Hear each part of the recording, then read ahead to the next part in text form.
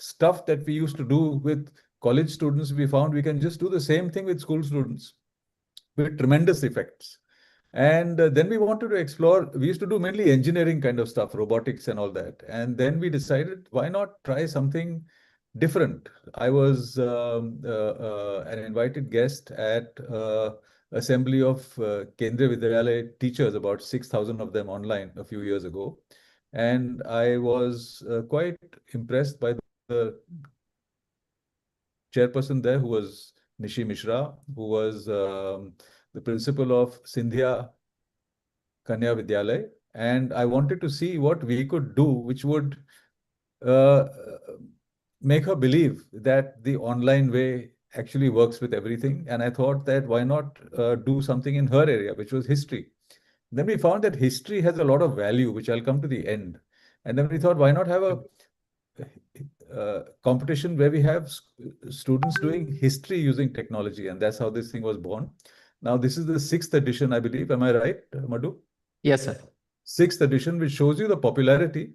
And we are trying to get many more people on board, right? We find that we are serving something so nice, and we can be helping many more students with this competition.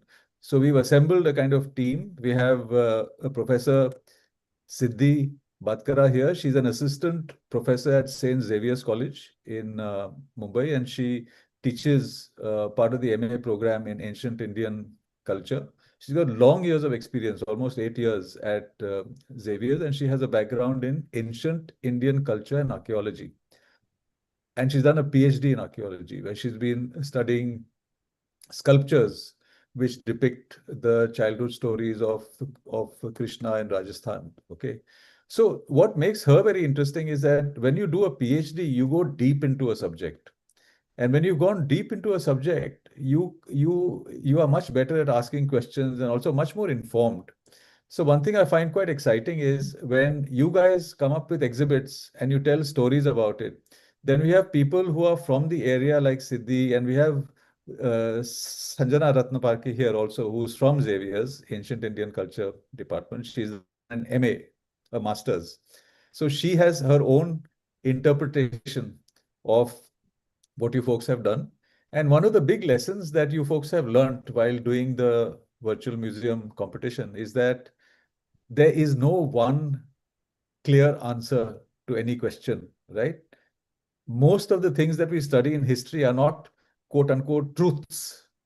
They are someone's interpretation of what has happened before. And that interpretation rests on various kinds of artifacts, right? Evidence, which is reliable evidence, unreliable evidence.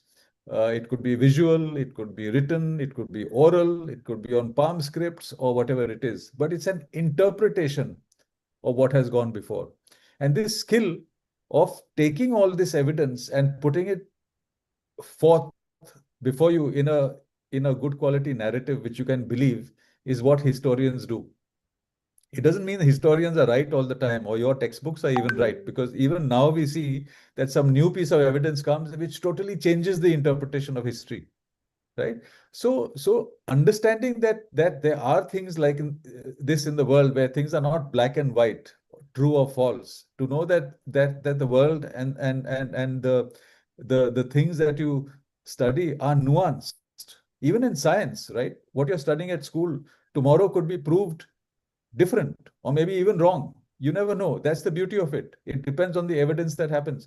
So this facility, this ability to understand and dig deeper into what you are told or taught, even at school, right, is what this competition is trying to achieve. It's trying to make you more thinking human beings who don't swallow any old rubbish that people tell you.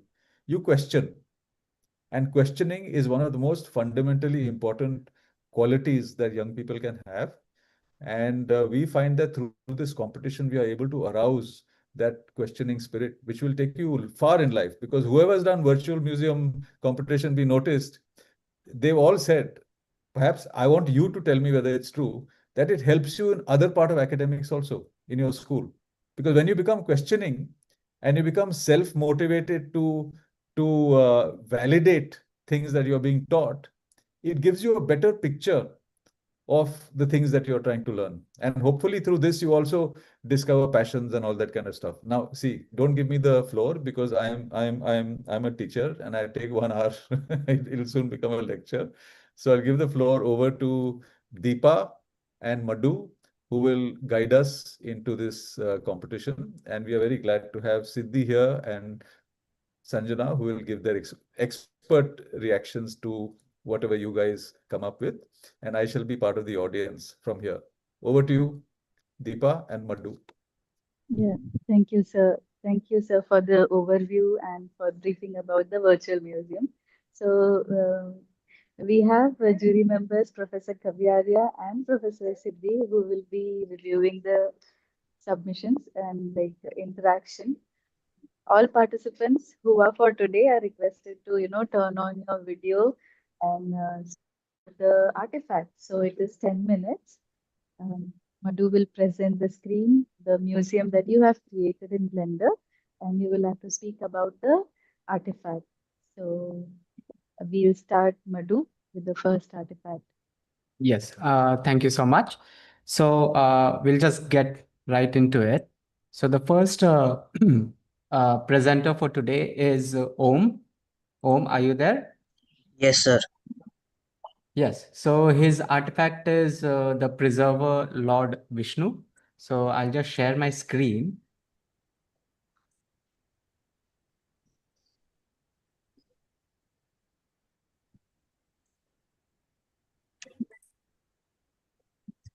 Okay. I'll set the timer also. So Om, are you ready? Yes, sir.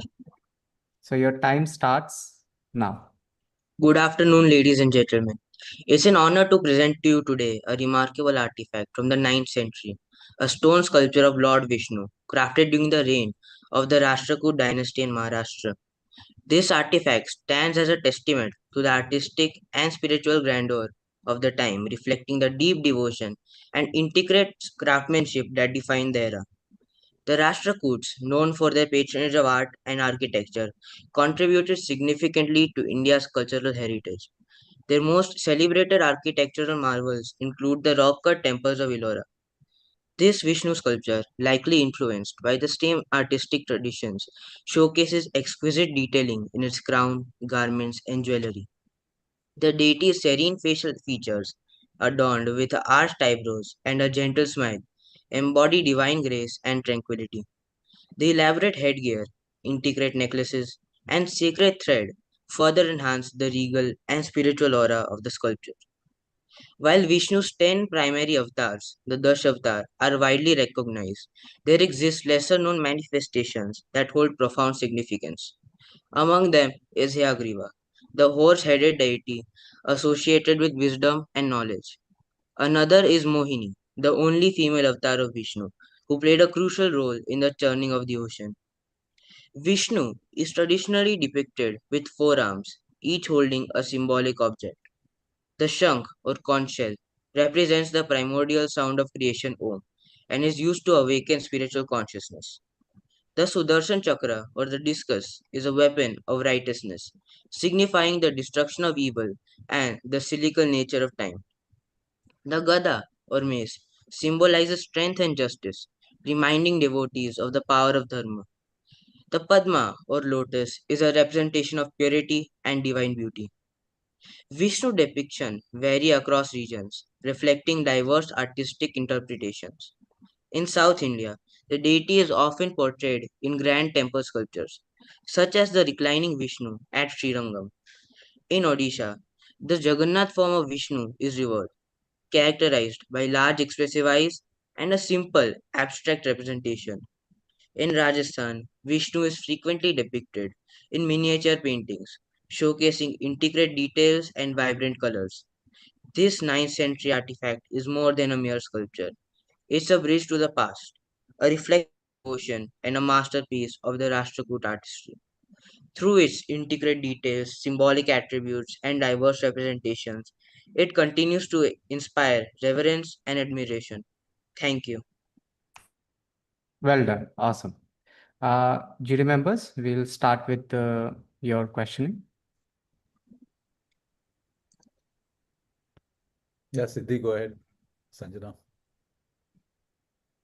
Yes, See, okay. So good description. Can you tell us a little bit about the stones that has been used over here? So, like this artifact, I actually found it in the gardens of a temple. However, and I was not able to get much information about this specific artifact, like the material. All I could get about this artifact from the locals in that area was that it was found somewhere around Western India. So, it was in which garden, which region did you find this in? Uh, Actually, I found it in like a temple in Baroda. Oh, temple in Baroda. Okay, all right. Okay. which temple in Baroda?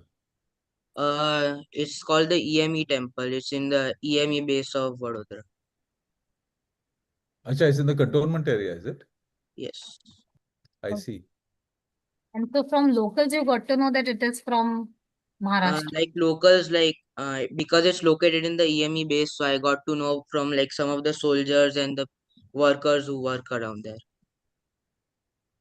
All right. Have you found any references to this particular artifact in any source on the web or anything like that? Like on the web, I was researching like different types of Vishnu sculptures around India to locate the exact like state from where this sculpture may have been found. So the closest thing I could find was it was similar to many sculptures which were found in Maharashtra. So, Siddhi, what style is this, and what date do you believe that this could be? Uh, right now from the image, I just find it slightly later period. That's why I asked him where exactly is this sculpture from. But he's mentioning it as Rashtrakuta, so I find it slightly later period. Because Rashtrakuta is slightly intricate, much more intricate. Should be. I don't know whether in the photograph it has not, the intricacy is not that clear. There's no harm to place it in that point, but had that been clearly referred to, we would have been sure. Otherwise, it belongs slightly to the later period, like 12th or But 13th. Siddhi, this is an interesting point. How do you date it? Like you say, it's not so integrate. Maybe see, most of these murtis were commissioned by merchants and things like that, right? Hmm. So maybe the guy who commissioned this didn't have that much money, so that artist did less work. Have you thought of that? Actually, the thing is, the Vastu texts talk about the details of how the tasks were commissioned by these artisan guilds. So they had a set template, and specifically in medieval period, they had a set template wherein if you are spending so much of money, then this is what you will get. If So you are maybe he spending spent little less more, then money, this no? is what they'll get. So they had the small, medium, and large kind of a template that we get to know from later texts. So we're assuming in the early period also it was the same thing. So, Sanjana is dying to tell us something. sorry? Sanjana is dying to tell us something. Yes, I'm sure Sanjana will have something to add. So, Yeah, Rajiv, I okay. would, if you're looking at interpretations of which period this might belong to, considering that it does not have the typical Prabhavali that a single standing structure would have, it could also be like we could consider the fact that it was probably among the figurines that decorate the temple walls, which are a part of a larger structure and not supposed to be by themselves, because if this were a by itself sculpture, it would be enhanced by a prabhavali or something that highlights its background. What's It's Prabhavali, by the way? but also prabhavali is a decorative arch which goes around the sculpture. Hello, hello. Acha. So you're saying The that this piece is stolen from somewhere else, is it? I mean, From it some could wall. have been a part of a larger wall panel, yes, something like that. किसी ने तोड़ के यहाँ डाल दिया.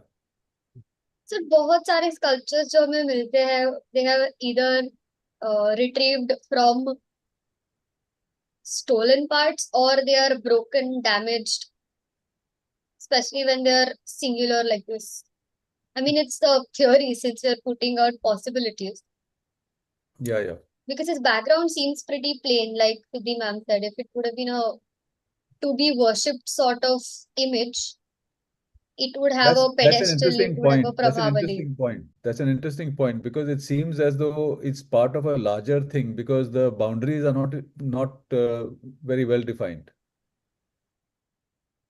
Yes, sir. Interesting. Okay. Are there any questions towards the participant? Do you know which type of crown is this?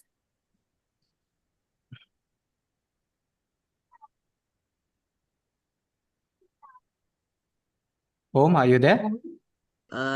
Sorry, ma'am. I don't know what type of crown this is. Okay, okay. Do you know what kind of crown this is?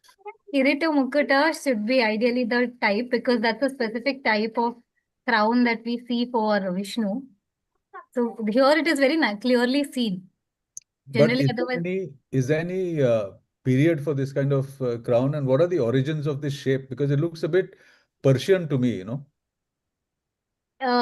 for Vishnu, they have this conical kind of crown, and Shiva usually has his jata, so it becomes slightly roundish. And so it's a typical kind of crowns that have been classified for different kind of deities. But don't So you agree that it's got elements of what we see in Zoroastrian and Persian sculpture in the headgear?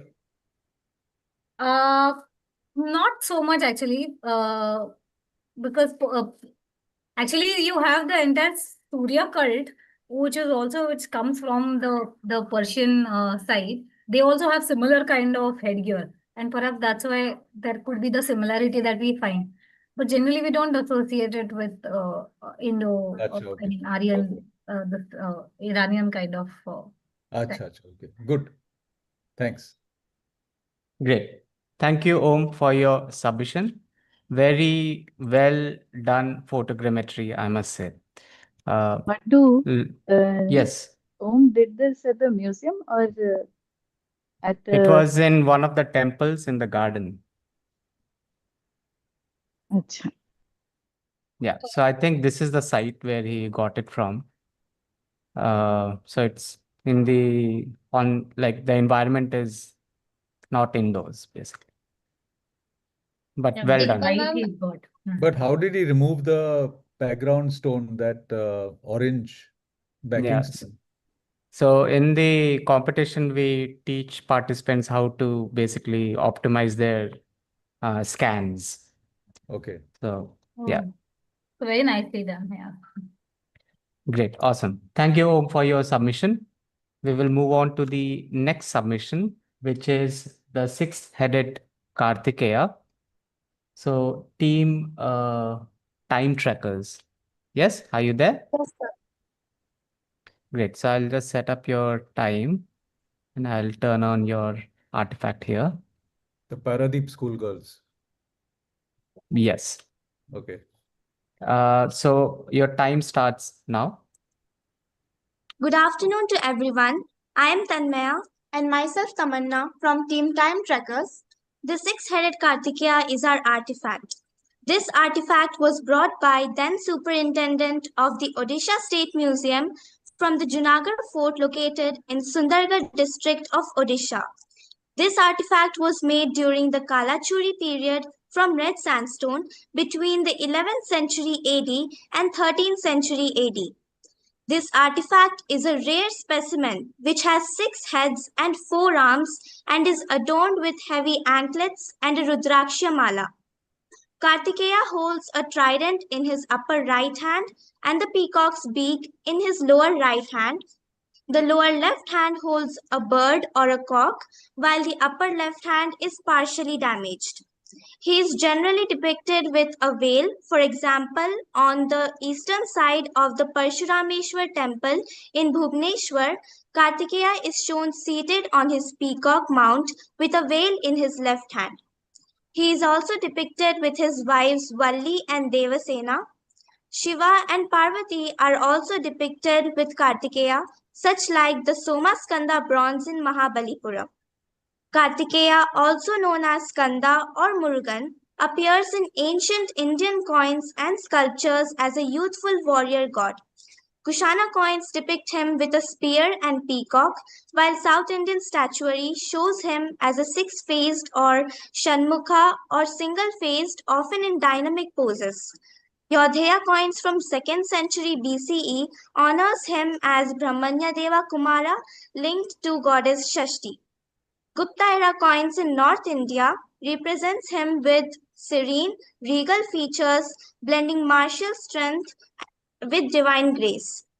Kartikeya, the son of Shiva and Parvati, is revered as a fierce warrior god and commander of the divine army. Known for his youthful energy and unmatched valor, he is the destroyer of demons, most famously defeating the powerful Tarakasura.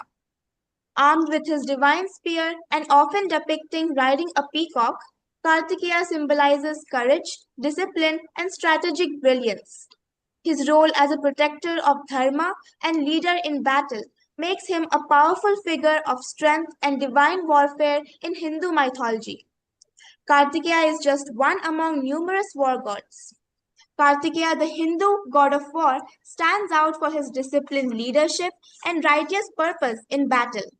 Unlike Ares, who represents chaotic violence, Kartikeya embodies strategic and moral warfare. He shares Tyr's nobility but is honored more for victory than sacrifice. Ishtar's passion driven ferocity contrasts with Kartikeya's focus and control, while Sekhmet's destructive power is more feared than revered. Kartikeya is celebrated as a youthful, wise commander who fights to restore cosmic balance, not just to conquer. Kartikeya is worshipped worldwide wherever the Tamil population is significant. Thaipusam is a festival celebrated in January and February involving body piercings as sacrifice and purification rituals, with ascetic practices and processions to remove bad karma and purify individuals as well as the community. Another festival, Skanda Shashti, honors Lord Murugan's victory over demon Surapadma, with fastings, prayers, and rituals, especially in South India. Finally, in conclusion, I would like to say that Kartikeya, the god of war, does not fight for victory alone, but for the restoration of balance and the triumph of righteousness over chaos. Thank you. Well done. Well done. Good work. Excellent. So from Over what to you Vijay. say, Kartikeya seems to be someone that the Tamilians worship more than the others, right? Yes, sir. So are you Odiyas or Tamilians? Sir, we are actually Telugu. You're Telugu. Okay, fine. Sir. So I found it very interesting. You referred to dates from 7th century to 11th century, right? So that's almost 400 years. So you can't locate it more accurately than that? No, sir, actually, this artifact, there's not much information on this artifact because it is very rare. Yes, sir, it is very rare and people thought that it was made between 11th century to 13th century AD. 11 to 13, but the signs and all that are saying 10th century and all that, right? No, sir, actually this artifact was made during the 11th century AD to the 13th century AD during the Kalachuri period. But they say date of the object here it's saying on the sign is 17th century CE. So that was a bit of typing error. On your part. Yes, sir. So you're misleading the public. Sorry, sir. Okay. See, the thing is that what you have done here, maybe the ancient people also used to do that. When they're writing things, you can't believe them also, maybe, because they might have made mistakes. Have you Yes, thought sir. of that? Yes, Right? sir. And who knows, they might have been taking liberties with the truth also. So we read these old writings and we believe them totally, right? So Yes, sir. what does this suggest to you? Sir, during our research, we did we referred to many sites.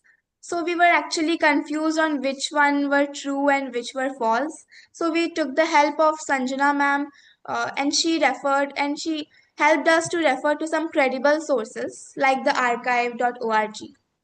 So you understood something very important here when you Yes, said that we refer to credible sources, yes, sir. right? What is a credible source according to you?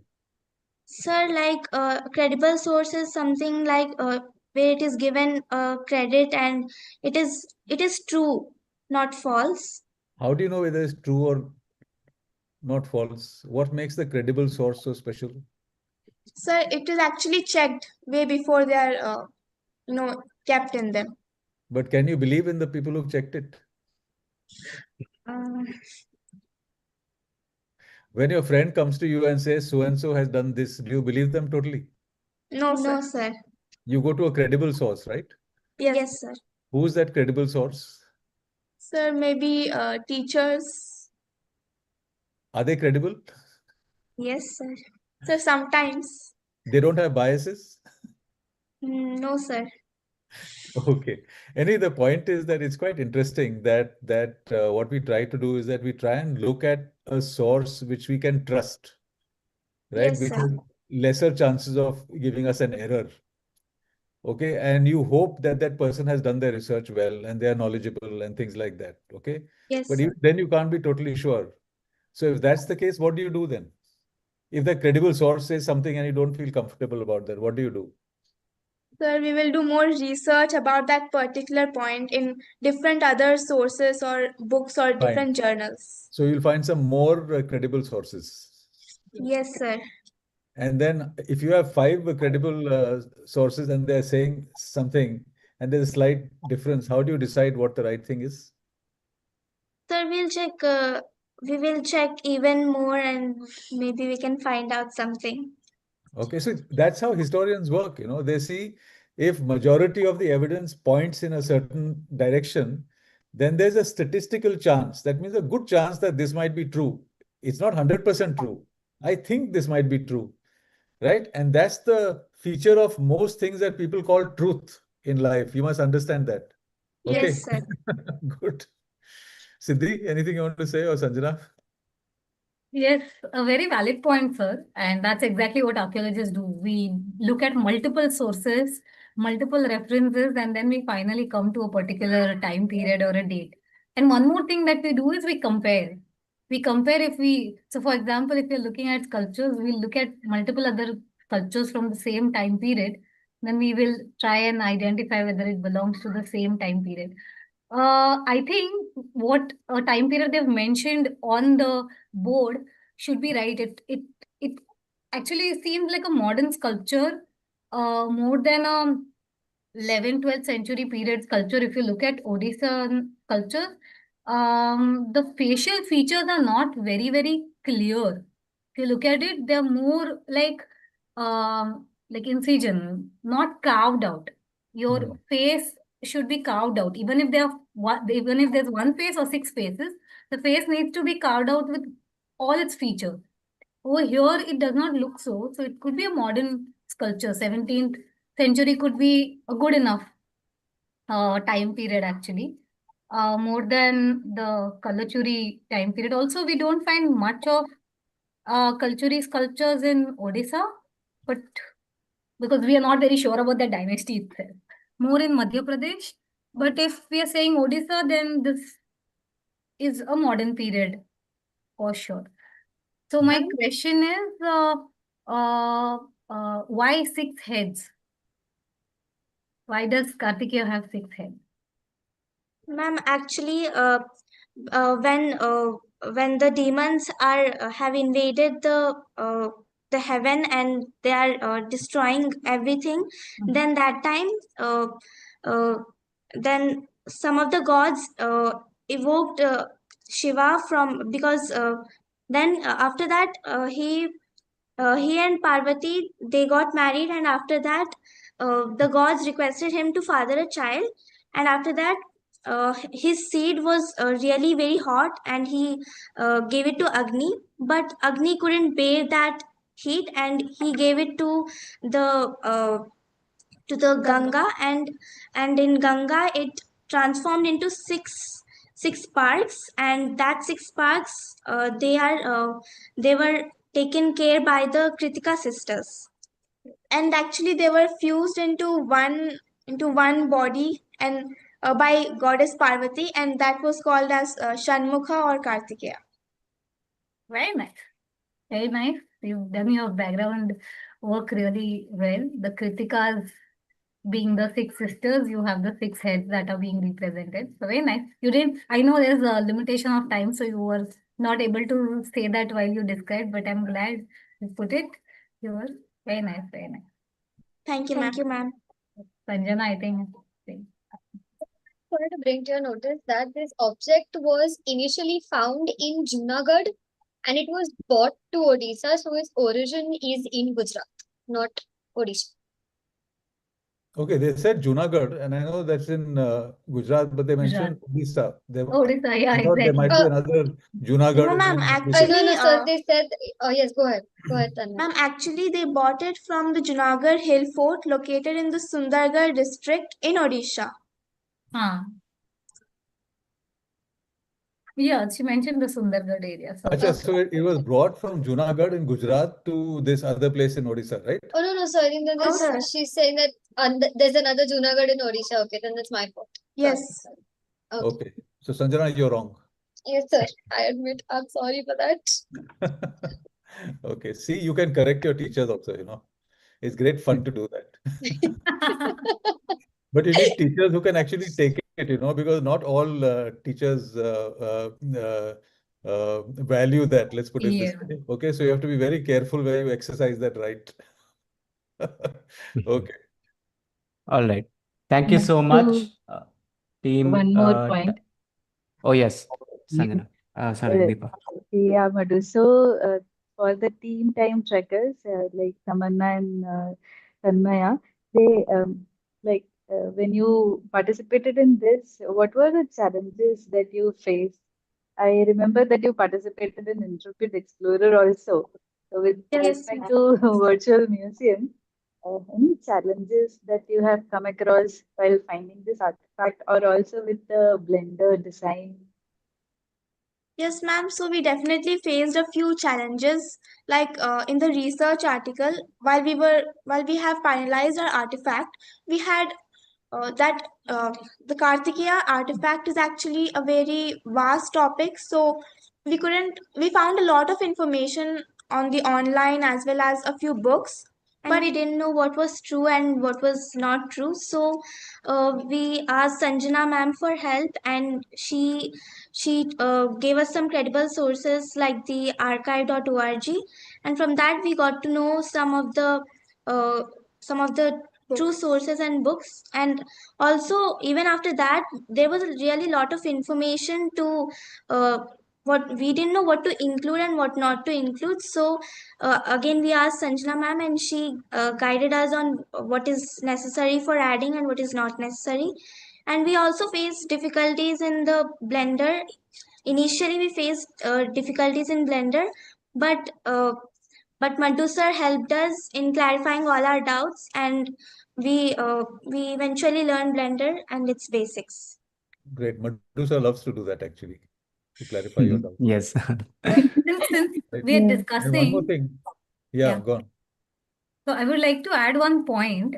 The problem with sculptures when they are loose sculptures, they are from not part of the structure, is to actually do the background reference or try and study that, because that's a very important clue that historians or archaeologists get. When they're out of context, it becomes very difficult for us to place it in a time period associated with some region, with certain set of dynasties. So that is where everybody faces a problem. So I think given that, I think you all have done a good background work. Sanjana has put Thank her you, hand ma'am. up. I'm sure, Sanjana, when you were in class, you were a front bencher. Yes, Were you? sir. Yes, Were sir. you? Okay, there Yes, you go. Whether front or not, she would definitely answer. Okay, go on. Actually, this is just to commend both of them, and they're not taking as much credit is due to them, because when they sent me their first draft, they had already done the background work of tracing where all Kartikeya has been featured, and that went back to tracing numismatic evidences. And they took a very different approach than what is usually taken when people study where deities are shown, because we've had so many Shiva and Vishnu sculptures and depictions being taken in the previous editions. This is the first group that actively went to look for numismatic sources as well, because that is not the first source for depictions or artistic representation of any deity that comes to mind. We usually go to temple depictions, we go to paintings. Coins is not something that people look for right at the beginning. So their first draft was good enough that I didn't have to ask them to do any Very changes. good. So Very there's a good. lot more credit to them than is to us. Good. So, girls, you'll make very good scientists or detectives, by the way. Thank you, sir. Good. Yeah, Or I'd for that very matter, like. archaeologists. Because that's what they do, right? Their life for them is a big whodunit, Yes, sir. right? Good. So we have a friend here, Vishal Menda, who's going to be tasked with spreading the word about the virtual museum competition. Vishal, you are allowed to ask questions to clarify anything that you want, but just in case, I thought I'll let you know. Yeah, I'm just learning so much. Yeah. So it's Okay. just a lot of knowledge. Yeah. Okay. Great. So we'll move ahead. Thank you so much for your submission. Thank you, sir. Thank you, ma'am. Yeah, good submission overall. So the next artifact we have is Surya, the god, sun god, and it is presented by Abhay Maheshwari.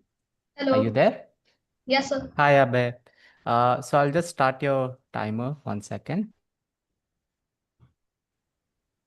Let me share my screen. Great. So your time starts now.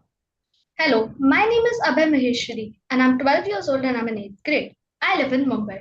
The artifact which I have chosen is a statue of Surya, the sun god. This particular artifact dates back to Gujarat, 7th century CE. According to me, it was made during the Maitrika dynasty.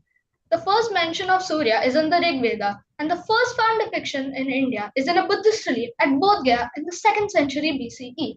That's a long time ago. This artifact is made of microtourmaline schist and is currently located in Mumbai in the Chhatrapati Shivaji Maharaj Vastu Sangrahalaya, which can also be called CSMVS. Surya, in Hindu mythology, is a very important deity who represents light, warmth, and life. The meaning of some key symbols on Surya's body are as follows. Lotus flowers. My artifact is depicted holding lotus flowers, which symbolize enlightenment and purity and the rising sun. Girdle. Some depictions show Surya with a girdle, a symbol of royalty and cosmic order. A girdle is a sort of belt. Circular halo, Prabhavali, represents the radiance of the sun, a signature attribute of Surya. Surya is also frequently depicted wearing boots, which is odd, as most Indian gods are depicted barefoot. It is because of cross cultural influences like Roman, Iranian, and Greek. To attendants, Surya is typically flanked by Pingala and Danda, or sometimes also by Usha, which is dawn, and Pratyusha, which is dusk. Usha is usually depicted as a beautiful woman, whereas Pratyusha is not usually described with specific visual details. Now, let me tell you about Surya's astrological significance. Surya is one of the Navagrahas, which are the Sun, Moon, Mars, Mercury, Jupiter, Venus, Saturn, Rahu, and Ketu. The Navgrahas are considered to have a profound impact on a person's birth chart, Kundali, influencing their personality, life events, and overall destiny. Now let me do a now let me do a comparison of the Indian and Greek sun gods, Surya and Helios. Number one, iconography. Surya is often shown with a radiant complexion and typically holds lotus flowers, whereas Helios is often depicted as a handsome youthful man with golden or fiery hair. Number two, first mention. Surya is first mentioned in the Rig Veda, composed between 1500 and 1000 BCE. The earliest mentions of Helios can be found in the Iliad and the Odyssey, which were composed around 8th century BCE. Number three, daily worship rituals. Surya is worshipped in daily prayers, especially during the Surya Namaskar. The worship of Helios involves prayers and offerings like wine, honey, and incense. Worship also included the erection of the Colossus of Rhodes, a giant bronze statue. Now, let me talk about some important festivals for Surya worship. Festivals. Several festivals in India are dedicated to the worship of Surya, including Makar Sankranti, Pongal, Chhat Puja, and Radha Saptami. That's a lot of festivals. These festivals celebrate the sun's importance as a source of life, energy, and harvest. Regions of temples. Surya temples and statues are common in Bihar, Odisha, Madhya Pradesh, and Rajasthan. The famous Konark Sun temple in Odisha is a grand tribute to Surya. The oldest temple dedicated to Surya is the Martan Sen temple, which was built in the 8th century CE. There are several interesting legends surrounding Surya, but this is the one which I found the most interesting. Surya is considered to be an embodiment of the Trinity Brahma, Vishnu, and Shiva. Surya is considered to be Brahma until midday, Shiva in the afternoon, and Vishnu in the evening. And now let me move on to my Blender exhibit. In my Blender exhibit, I have actually made a QR code on the poster, which is the middle one on the right. If you scan it, it will take you to a quiz on Surya. On the extreme left poster, I have on the extreme left posters, there are a few questions based on the pictures on the poster. The answers are on the posters itself. There's another poster on the right with the same characteristic. To conclude, Surya is one of the most important deities in our Indian culture. He plays a big role not only in our culture but also in our life. Thank you. Well done. Well done. Nicely done. In fact, Thank you. recently I checked your QR code. It takes me to a Google form. It doesn't give me information. It asks me for information. No, this QR code, the one here, it Yeah. actually is a quiz so that once you have listened to everything and you've seen the posters, you can actually do a quiz and then you can check your marks and see how much you get. Yes, I've got the quiz here now. I'll do a test later on, but I won't tell you my marks. Okay. So I One actually thing did it because I find that if you make something interactive, it actually helps people learn because it makes it more interesting for them. Absolutely right. So if I was, say, part of a bunch of kids who are visiting this place, then I'd kind of have a friendly competition as who's got what score, basically, right? So nice Yeah. idea. I like that idea a lot. So Thank you. I particularly like the fact that you've tried to draw a correspondence between Surya and Helios, right? So trying to connect two very separated cultures, right? What gave you that idea that you want to do that? So actually, I'm a really big fan of books, and my favorite series is Percy Jackson. And in that, it has a lot of Greek influence. So I thought, okay, why not see how the sun god in Greek culture is and compare it with Indian culture? Because I wanted to know the similarities and the difference. Because Greek and Indian cultures are quite separate, right? But Hmm. it can be so cool if they actually have some similarities, which they do in reality. So, in fact, people argue that they come from the same racial stock from Central Asia, and they say Aryan influence and things like that. Vedic civilization, one branch went off to the west, and one branch came down through India, and things like that. Siddhi would be a better person to advise us on that. Yeah, Siddhi. No, I'm not a very keen follower of that theory, though. I'm pretty Okay. much, and since a lot of archaeological record now talks about how we were much of an indigenous kind of a Okay. race as such, but nevertheless, the influence on Surya is important. I won't say Roman influence, but I would definitely say that the Iranian influence is there, specifically because you have Kushans, the dynasty that Yeah. came in. Yes. During the Kushan period, which was from the 1st to 3rd centuries, the Greek and Iranian influences were very large. Yes, yes. So Greek definitely, yes. So that's why the boots and very Yeah, because point. Greek people wear boots and sandals, so that bled through into our culture. Yes, yes. But some of the Indian versions that we see, that's where we will not be able to see boot. But then there'll be a chariot there, so you won't be able to see the feet. Yeah, actually, the first depiction of Surya is with a chariot, so you can't see his feet. It's Yeah, in Bodh Gaya. very nice. Okay, good. So you have already mentioned in your description about the type of rock and everything. Which time period does this belong to? So it actually dates back to the 7th centuries CE. Acha, you mentioned Maitraka. Yeah, Maitrika, and it's Maitrika because during that time that was a very prominent dynasty there, and it also had lots of Surya worship. And a few of the features in my statue actually state that because during the Maitrika time, a lot of culture bled through the Greek and Iranian, lots of culture bled through there. So that's why a few of the things come through here. like the standing posture, the cloth, and also the boots. Right. Although the Maitrakas had more of Gupta influence, but that's good. And there's also Gupta realism. Yes. So that is definitely there. And I think Prajot mentioned it in the comments, which is what I was going to talk about. You can look at the Kirita Mukuta over here. Yeah. And what I was trying to tell about the previous culture, where how it feels slightly later period. And if it is early period, then this is how the sculpture should be. So you can see the intricacy, you can see the details which are present here. This makes the sculpture early. So I think the rest of the students can also see it. And a very interesting idea of the scan code. I'm curious to know, since you've taken this from CSMVS, did you roam about the gallery and did you see the quiz or the activities that they have over there?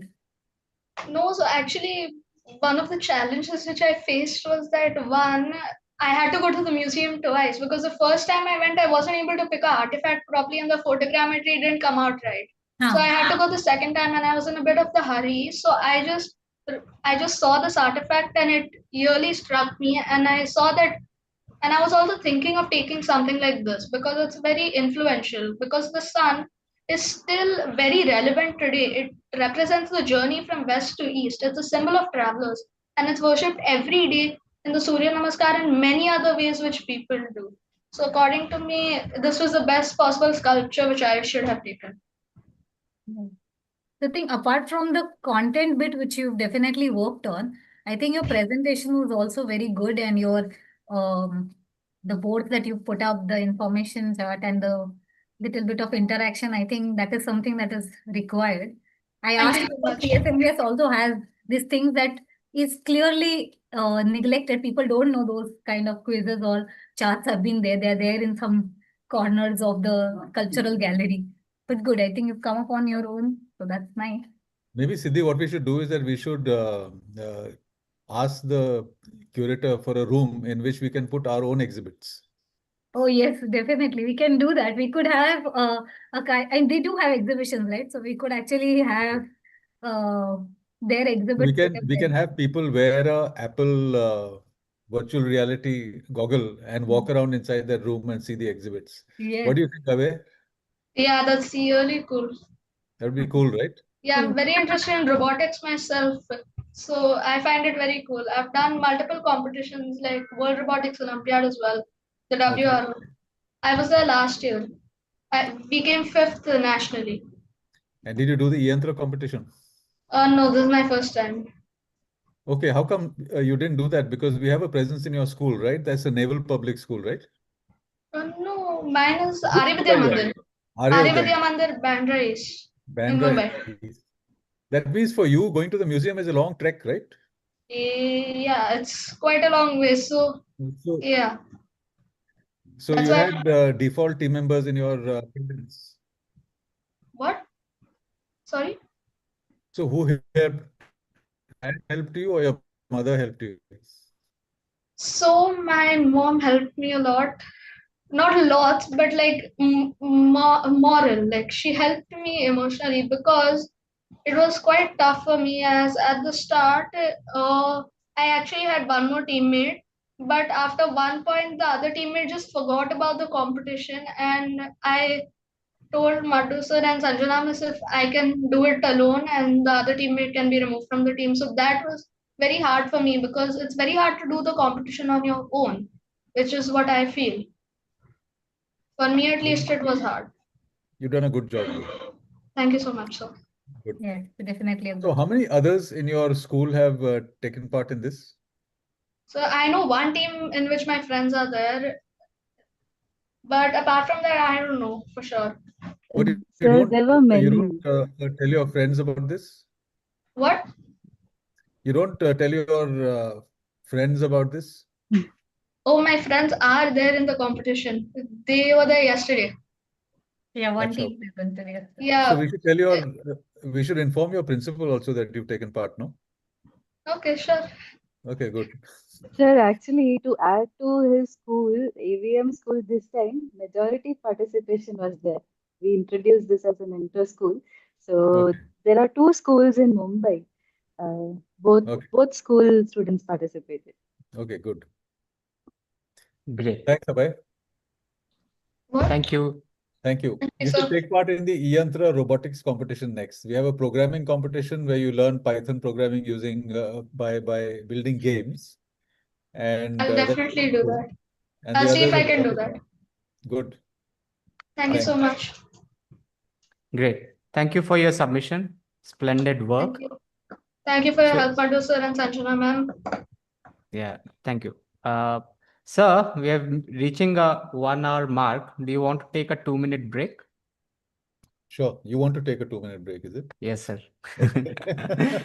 All right, we'll meet in 2 minutes. Yeah, fine. So we have some guests who we've not had before. So Vishal, I, you are fresh here. So what is your impression of what you've just seen? He I think left. Vishal Yes, okay. went off to another meeting. Okay. Yeah. I think he'll join back later. Okay.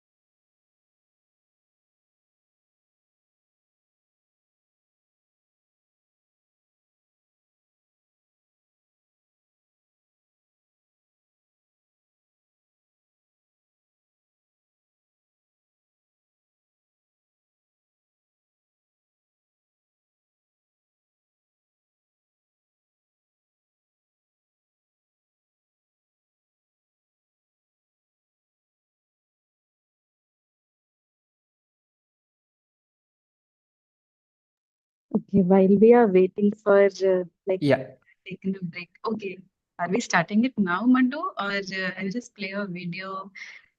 you can play the video till Kavi sir and Siddhi ma'am come back. Yeah, yeah. So, I'm back anyway. sir, Sir is back. Wait for Siddhi ma'am to confirm. yeah, yeah.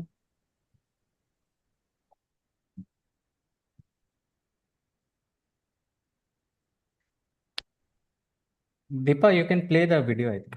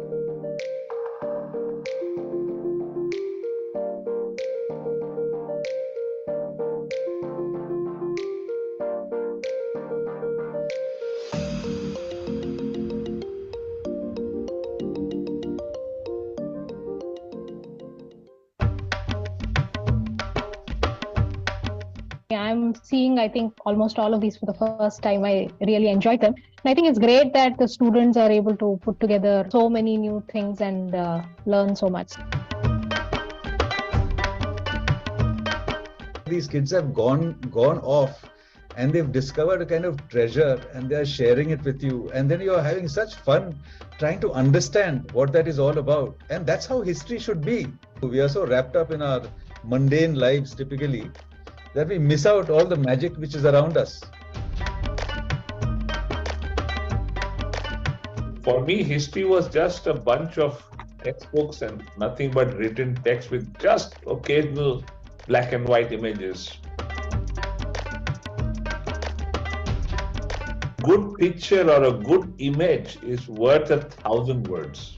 And when you bring these images in these formats using technology, they tend to come alive. They begin to start telling their own stories because they spur your imagination and you begin to visualize what could have happened. You learn only when your curiosity is whetted. I think there's a new pedagogy that is being presented here. The process that we've started can be actually revolutionary. And the children can be revolutionizing the study of history. By discovering stuff, they are like an army of little historians all over the place, discovering stuff.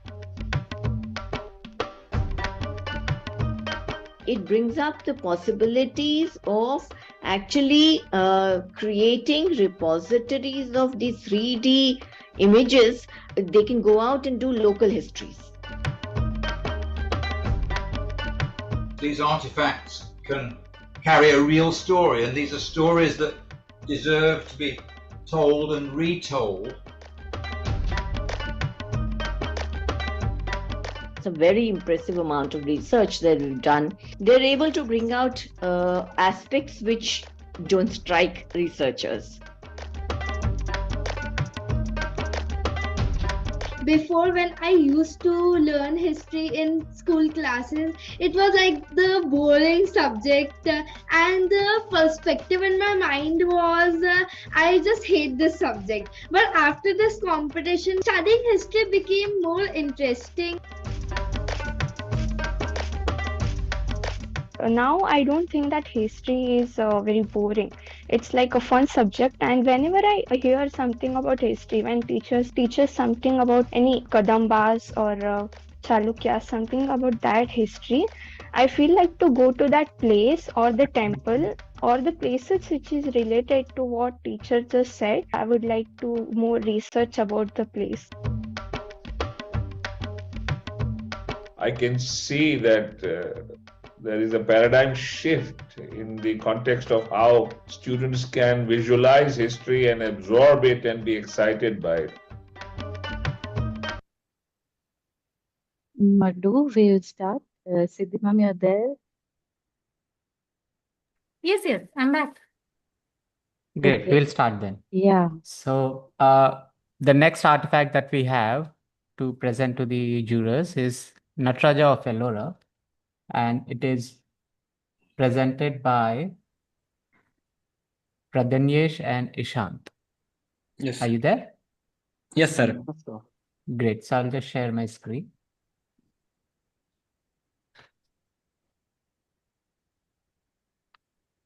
I will start your time in 3, 2, 1, go.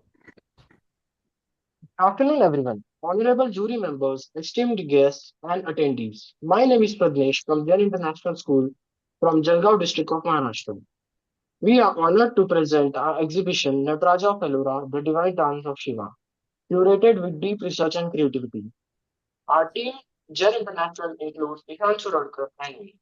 Today, I will invite you to witness the cosmic dance of Lord Shiva and Nataraja, beautifully immortalized in Cave 21 of Ellora Caves, known as Rameshwaram Cave. This majestic form of Shiva, the cosmic dancer, is not just a symbol of divine, but also fine example of Indian art, spirituality, and world expression. The Nataraja of sculpture are volcanic and basalt rock. Unlike the Chola bronzer, this form is cave walls. Pradhanesh, I think your voice is dropping. So could you just check once? I stopped your clock for now, but is it only for me or everybody is facing the same issue? Yeah, it is low. Yeah, so your voice is fluctuating. Oh, I think you need to now, fix that a bit. now is it correct, sir? Yeah. So please continue. I'll start the time. Okay, sir. Now, about the dynasty behind this masterpiece, Cave 21 is believed to have been made by the Rashtrakutas, commissioned under Rashtrakuta ruler Krishna the First. His influence is evident in the temple's large-scale complex carvings. The next, Nataraja of Ellora, stands as the testament to the Shaiva devotion and artistic mastery of early medieval Deccan India. The sculpture is thus an important product of early medieval Deccan artistic traditions.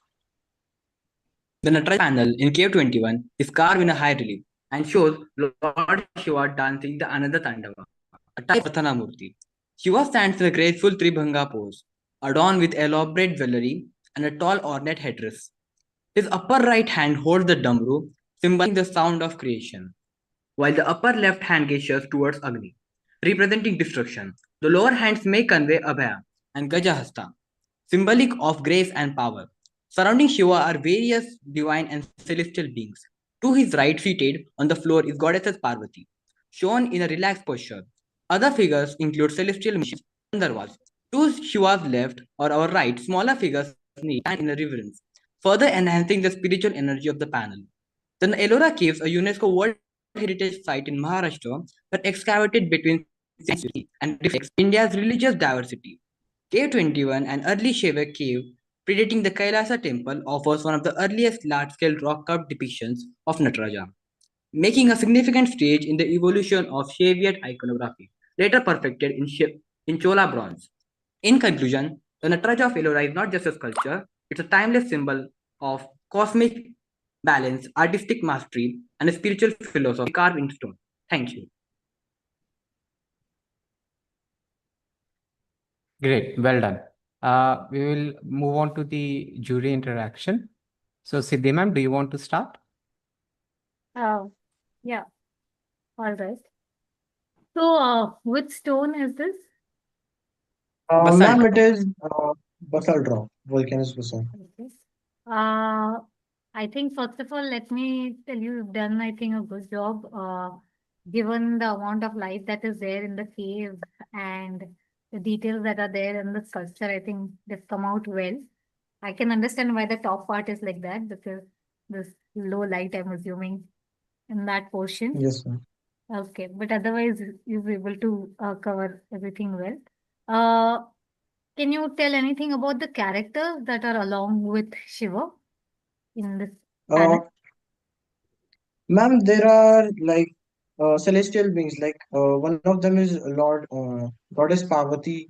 There is Ganas who is like playing lute, and they are just witnessing the we can say the dance performed by Shiva.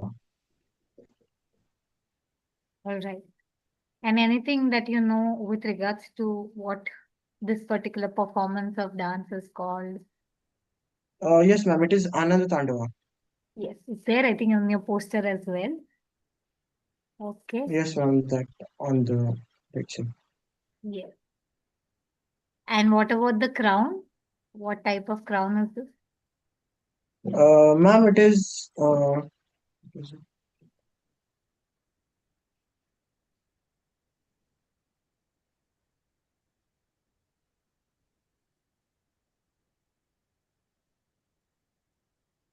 Are you saying something? Hello.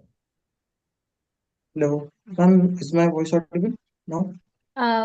Yes. Now it is audible. Yes. Okay. Tell me. Okay, sir. So this is Jatamukuta.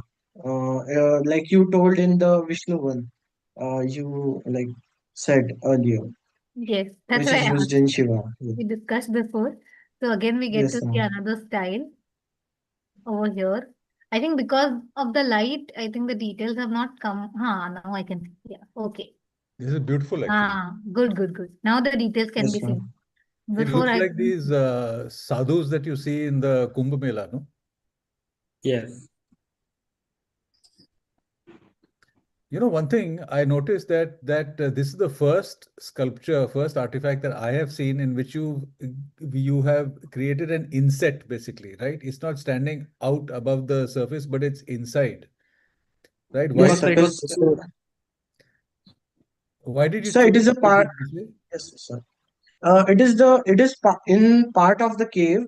So due to that, we cannot do the backside. So Madhu sir told to like create a big thick wall and inside it put it inside because then it would be we can say it would be like the side won't be visible then because That's an excellent there is idea. nothing. Yes, Yeah, Excellent sir. idea, actually. because it gives a wonderful cave-like feeling also, you know. Yes, sir. You Thank know, you, sir. Madhu, as I'm seeing all this, I'm Yes, sir. beginning to feel that we need to publicize this much more. There needs to be an audience of a few hundred people seeing all this, because this is a great performance, you know, that these kids are putting up. I would like the students themselves to suggest how we might do justice to this kind of very exemplary, if you like, demonstration or performance of the work that they've done. Right. Correct, sir. So, Yes. Siddhi, please think about that. I feel that undergraduate students of history should also come and attend. Definitely, Yes. definitely. I think if you're opening up for audience, not only that, I would also like to bring in some ASI officials who can also use these ideas, because we're not seeing much of it being implemented neither in museum nor in Archaeological Survey of India. So I So think, do you and think? they're trying to work out on these things, but I think it will take time. So I So do you think think it makes sense to kind of have this in an auditorium which is not too far away? Like it can be at Xavier's, it could be at YB Chavan or whatever locally, NCPA also for that matter. yes, Right? definitely. Say maybe we can have it in the NCPA Godrej or the experimental or whatever it is, and get these people and their parents and take part on stage and so on. The Yes, only thing is that the people who live far from Bombay will have a problem getting we'll here. have a difficulty. Yes. But it might be an occasion worth having. So just Madhu, just think about that, and Yes, Deepa, sir. and we'll Yes, take it sir. from there. Or Actually, they can actually do the presentation remotely, but we can have a local audience. हाँ, yes, that can be done, I guess. ऐसे भी कर सकते हैं, because it can be through the net, because it'll all be shown on the screen anyway. It's virtual. Yes. Okay. So this is just a thought which occurred to me, because I thought that I'm enjoying this experience, and there might be others who might be enjoying it. And what if we have a bunch of talented historians in the audience, and i- i- innocent bystanders like myself who might be interested, and let this thing be a stimulus for questions and an interaction which could be very meaningful. Hmm. Okay. Yes, So sir. this is a thought I'd like to leave with you. there is one more thing that I would like to add, just because Siddhi ma'am mentioned ASI people to get in. So if Siddhi ma'am, we have this ASI people from Mumbai. I'm planning for ASI Chennai also. So because they will understand this more better, and plus we will have some broader,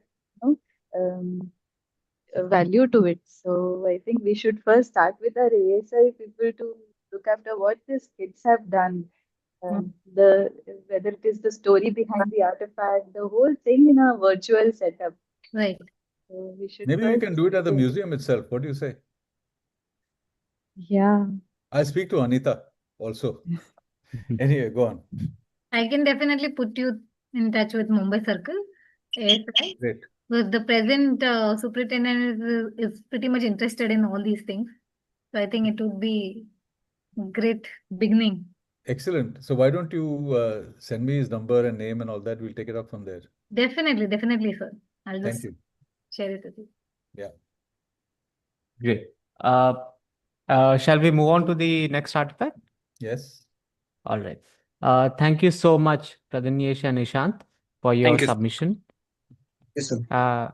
And the inset was designed because in the caves also the scenery was in an inset. So we thought of Yes. basically making it similar to the Panel, gates. right? Yeah. Yes. No, Madhu, hats off to you. You've done a great job in training these guys and kind of bringing out what they've done. I think uh, that needs to be appreciated also. Thanks. Thank you so much, sir. So we'll move on to the next artifact, and the next artifact is Vedika Sthamb. So, and that is submitted by Adya Singhania. So, Adya, you're there? Oh, yes, so So I'll just share my screen.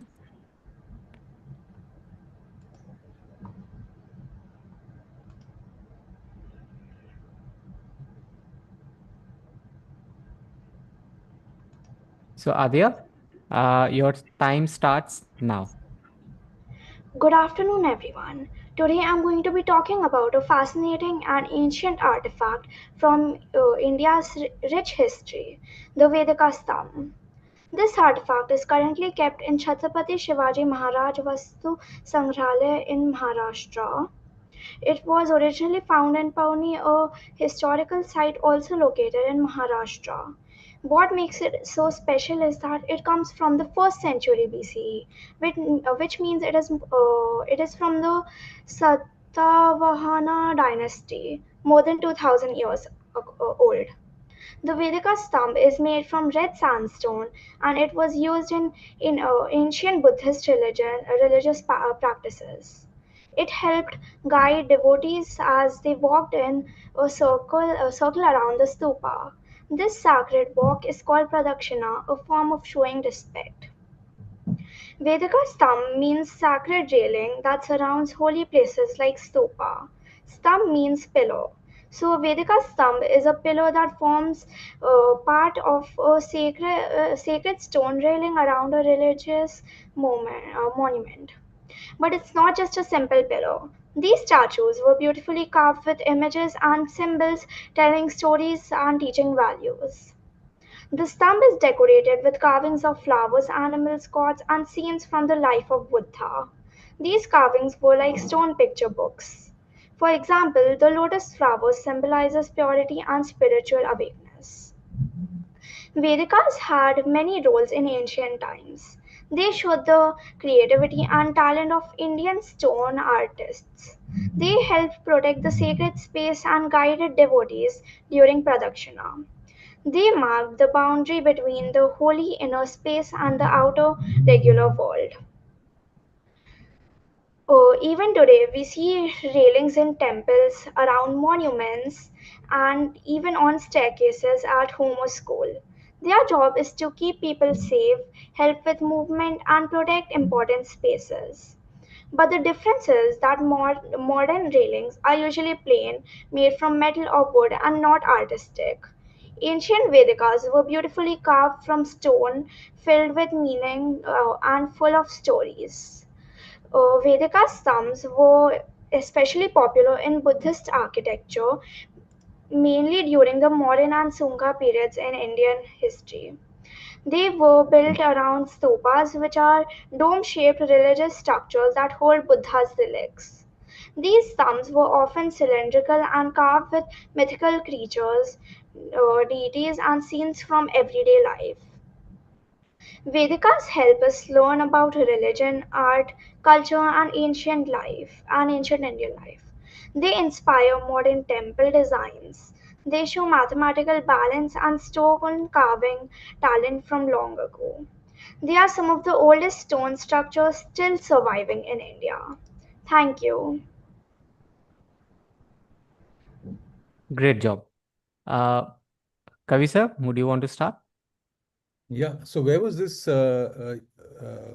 artifact found? It was in CSMB, is it? Sir, it was in like Pauni, a town in Maharashtra. Okay. So where do you stay? I stay in like Powai in Mumbai. In Powai. So where did you actually see this artifact? Chhatrapati Shivaji Maharaj Museum. Acha, acha. That means you have to make a trip down to this each time. So how many trips did it take to get you this fairly nice So one that only. एक में हो गया? Yes. I wanted to go again, but then like the whole day would be gone if I went again, so that's why I didn't go. Okay, so what did you find interesting about this over all the other things that you see there? So like, sir, I didn't understand your question. Can you repeat? Yeah, why did you find this particular thing interesting over everything else? Because so this artifact it had like a lot of history also, and like the structure of it was also good. So I was able to take picture of it from all angles. So like there were some artifacts which were very big, so like very tall, and I wasn't able to capture the image from the top. But this artifact was like, yeah, it was fine, and the history, its history was also really nice. It had a lot of history. So like, yeah, So what was and nice? the What was photogrammetry nice of about it the was history? what? What was nice about the history? So like, so there was a lot of information about it, like where it was from, and like this, the all of those things. But that was all there, right? So what is it? Yeah, What was the most difficult part of this project, if I might ask you? using Blender. Using Blender was the most difficult part.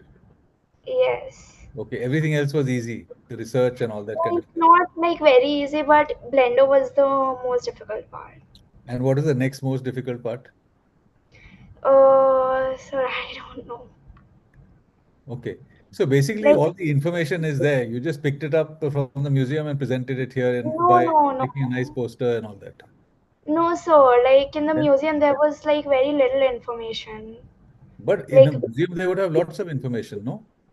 yeah, sir. So I researched about it. In the museum, there was not a lot of information.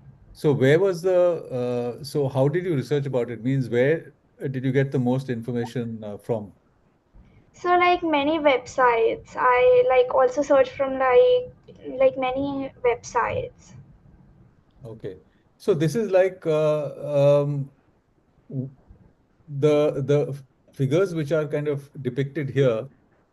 Can you just repeat who they are, the figures here? So sir, they are like all. I don't know, sir. Sorry. They would be, since this is only a I think stone, so. I guess it Yeah, would be like kind of a janta, right, of that time. yeah, probably from Buddha, like Buddha's stories, maybe like the figures might be Acha, like and that. what was the period that this thing was sculpted? It was from first century BC. First century BC, is it? Yes. Okay, interesting. Siddhi, do you have any remarks? Uh, yes. So is it kind of what period is this, if I might ask? Kushan period, is it? Uh, Is that what? what period is this from? So this is from the Satavahana dynasty, and like yeah, The Satavahana yeah. dynasty. So what was the religion which was in force at that time? Siddhi, if I might ask you. Yeah, I'll answer. Okay, Yeah. but is she answering? Yeah, so Adya, have you examined these aspects as to what is the religion and kind of who were the rulers at that time? And to put this in context,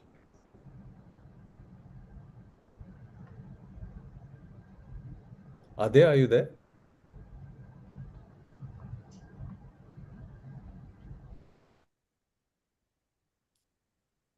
Adya, we don't see you, neither do we hear you. I think she must be having a problem with her connection. Oh, sorry, sir. I had some network issue. Yeah, yeah. So you said this was 100 BCE, right? And who were the No, rulers? so first century BC. So like yeah, Yeah. 100, yeah. Yeah, yeah. Yeah. So who were the rulers at that time? Any light that you can throw on that? Sir, I'm sorry, but I don't know. Acha, okay. Then I'll put that question to our archaeologist here. Okay. So before I answer those things, I want to ask you, did you see the inscription that is there on the Vedika? Yes, ma'am. And can you tell us anything about the inscription? So, ma'am, it wasn't like the artifact is very old, so the I wasn't able to find much information about it, but I like tried to search about like on it. And were you able to get any information? No, ma'am, I like this artifact is like very old. It is like more than 2000 years old, so I wasn't able to find the information. Oh, okay. All right. Uh, so if this is the Vedika, do you know how it is placed? How Oh this yeah, portion is ma'am. placed? Hmm? So it is like around the stupa, like it helps people, like it guides people around the stupa. It is like placed around the stupa, like in a circular thingy. Like I don't know how to explain one. Okay. So like in a circular way, it's placed around the stupa. It guides people around the stupa for like pradakshina. Okay. Anything that you've read about the site, Pawnee, from where this Vedika is uh, found? Yes, ma'am. I like Pawnee. Like in olden times, Pawnee used to be like ma'am, wait. So like right now, Pawnee is a quiet town, but over 2000 years ago, it used to be filled with like many archaeological things and sites and like yeah. Okay. All right. Okay, no Great. problem. So basically, so what would have been very interesting is if you could have shown how the Vedika is placed, because that is something which is lacking in the museum as well. So this object is very nicely put up there, but we don't get an idea as to how the Vedika should be. So if you look at Sanchi Stupa, which is almost parallel time period, we see the railing intact there. So if we can have a cross comparison, is what helps us understand how this element would be. Okay. Uh, the depictions, sir, that we see here should be the donor couple or the donors who are basically depicted on the railing, because we often see this kind of thing even in caves. So we could assume that it could be the donor who's been shown or the royalty at that point of time. Um, I don't remember the inscription part, but it it does mention the name of the area. I mean, the area from where the donor should have been. I've forgotten that. I'll look up and I'll share that bit. It's a Brahmi inscription. Uh, I don't think that's put up on the placard on the CSMS museum either. So that's why you were not able to find much information.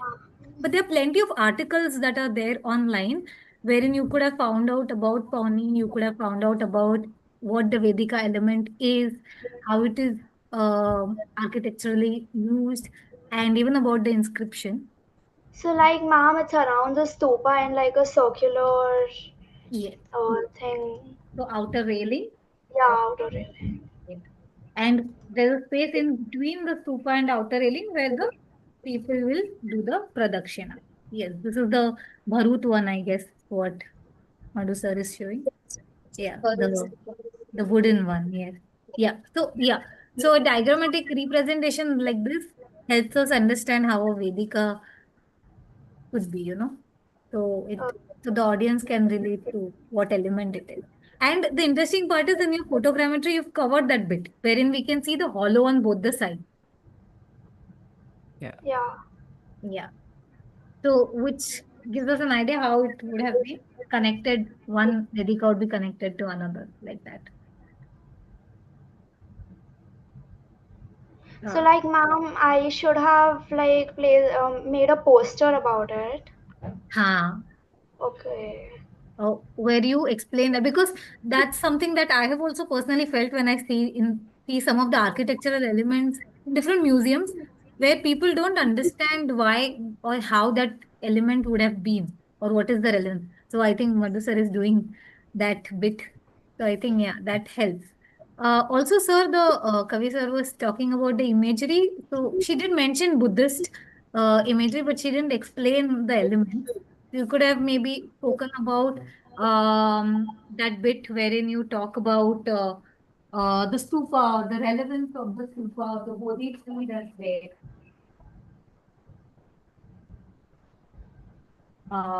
Yeah. What it means, or the dharma chakra that's there between the arch. It's a very interesting thing. If you notice the arch on the left side of the stupa, yeah, this arch is a very interesting arch which we find in caves, an architectural element which we see as a form of I mean an arch which is there in the caves on top, and which is That's a very Buddhist arch, no? yes. So this is what we see for the caves, and this is sort of an opening on top. It's like a window wherein the light can enter inside the cave. Yeah, yeah. So it reminds me a lot of those caves that you see in Karla and Baja. Yes, yes. So the Kuta style that we have, yeah, exactly. Okay.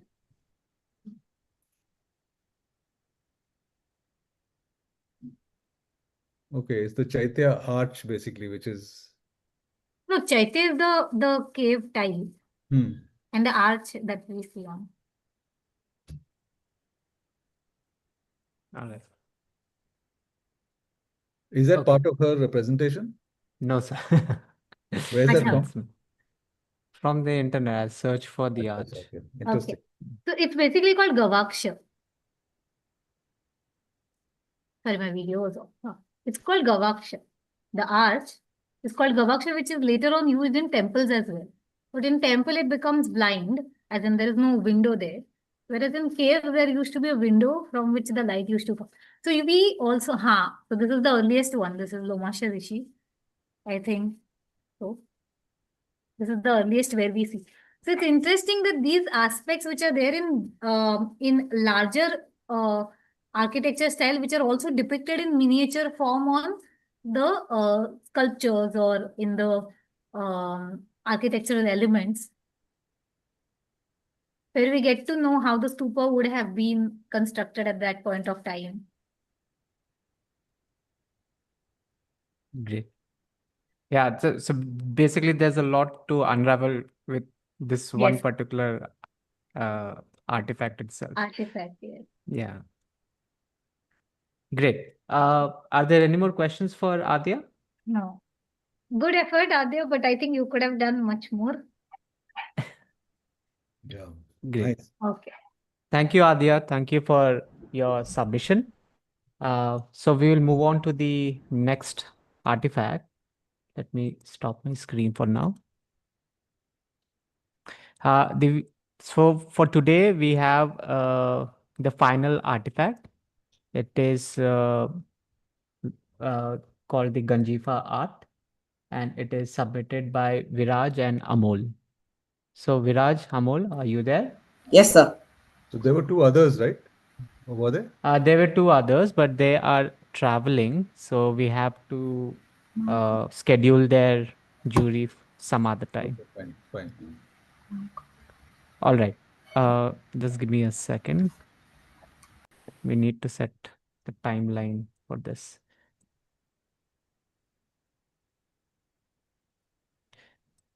All right.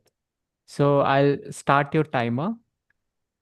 3, 2, 1, go.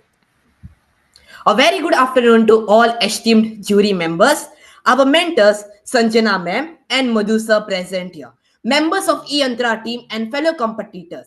I am Amol Savil Naik, studying in 10th standard at Murgaon High School in Goa.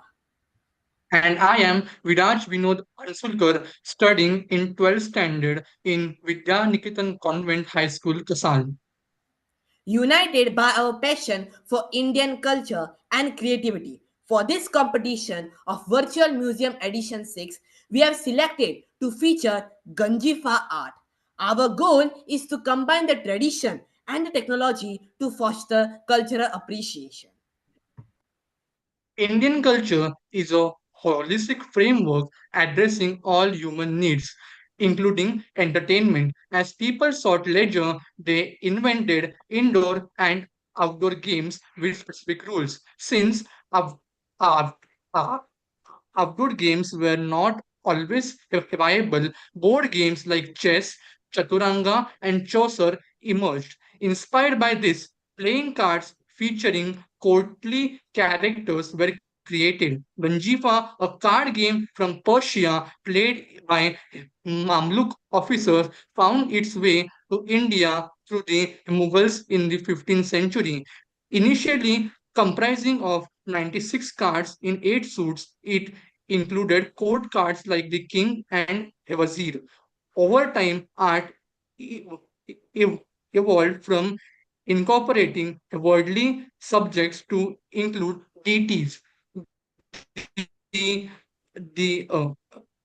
reflecting Hindu beliefs with themes of the Dashavatara and Navagraha. The number of cards in, increased to 120 or more in some regions, leading to diverse local styles, with the Savantwadi variant being the most notable one.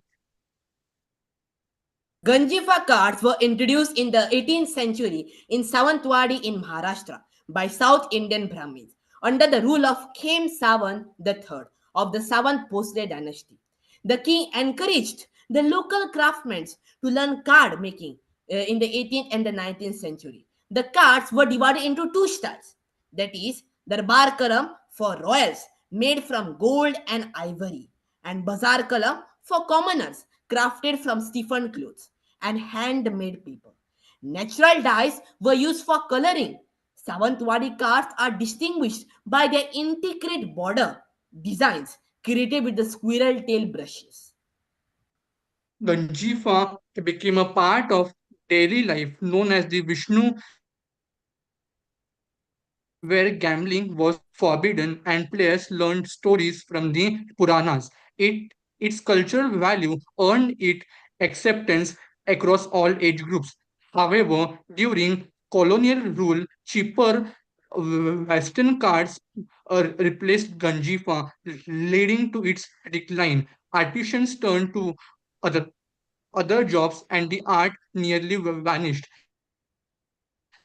After independence, efforts by Shivram Savan Bhosle and Satvashila Savan Bhosle revived it in Savantwadi, now a major Ganjifa center along with Odisha, Bengal, and Mysore. The two boxes being displayed here are the Mughal Ganjifa and the Darat Chitri Ganjifa, which are handcrafted in the Royal Palace of Savantwadi. Today, Ganjifa artists continue to preserve this heritage despite fading recognition and demand. Thank you so much.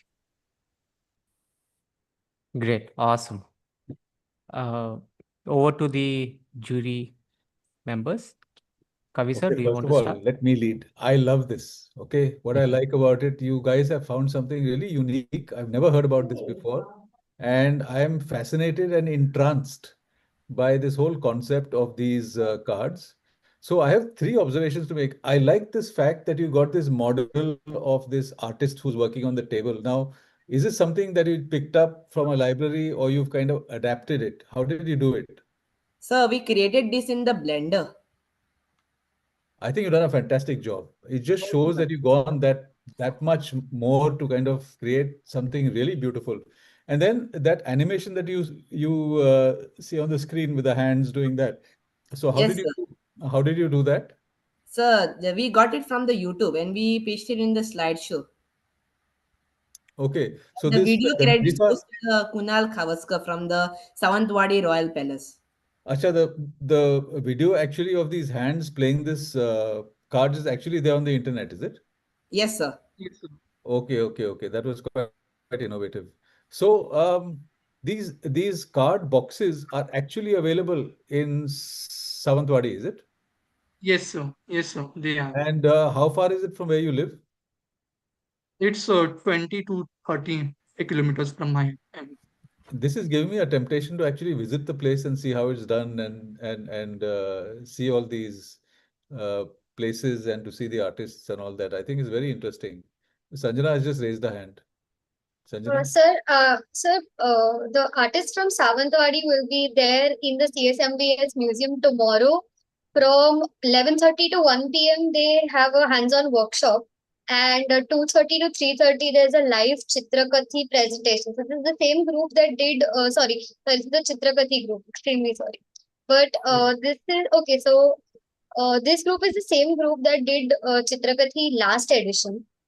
So they'd won the Rare Find Award last edition. Okay, I'll So be there tomorrow at 2 o'clock. yes, sir, that is one thing. But I think Viraj can provide us with the details and location contact for the people from the palace so that you could get in touch with them. Excellent. Sure, Amol, you sure. want to say something? Yes, sir. As we designed this exhibit, this is the museum, we wanted to design this to be more informative and engaging because I started presenting the artifact in such a way that it would make, if possible, I use some posters and also some the slideshow because our goal was to help the visitors to connect emotionally and intellectually with the artifact. किसने तुमको सिखाया ये सब? So Huh? my mother. Your what? So my mother. Your mother. What does your mother do? She is a kindergarten teacher. Acha, there must be a teacher there, I thought. And your father? In the electricity department, sir. Okay, I think you've done a wonderful job, and it's a delight seeing it. Thank you. Siddhi, we've not Yes. given you a chance to talk yet. So I think that my observation was also similar to yours, sir, where the part about having a kind of a movable display of the images was really nice because I think nobody made use of it so far. Since it's a virtual kind of a display, you can have moving pictures over there, and I think that's a good thing that you've done because especially for this particular topic where the object is not self-explanatory. So where you are explaining it with how it would have been made and how it would have been played, both. I think those aspects are good. You didn't tell us about the game actually, how it is played as such. Uh, Yes, ma'am. do you know that? Have you tried playing it? Yes, ma'am. We have got the hands-on on these cards. So basically, there are uh, 10 suits. Means if it's a Dashavatara set, there are 10 suits and 12 cards in in a suit means the king, the wazir, and the 10 pip cards. So there are for divided into a half means the Matsya to Parshurama, first five, and the rest. For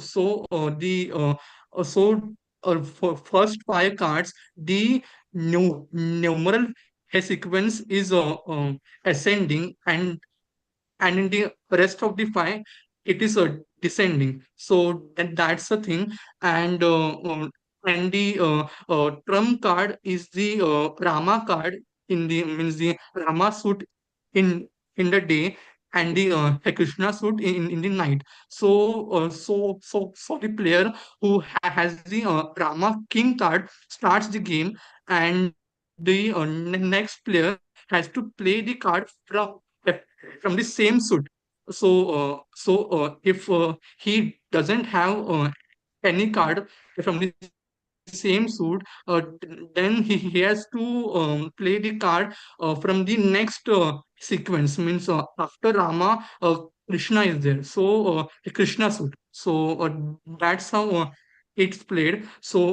In the end of a round, means when all the players have played their cards, the card with the highest ranking means the player who has played the highest ranking card wins that round, and takes that card. But he cannot use them further in the game. And at means when all the cards are ex- exhausted, the person who has the highest numbers of card wins the game.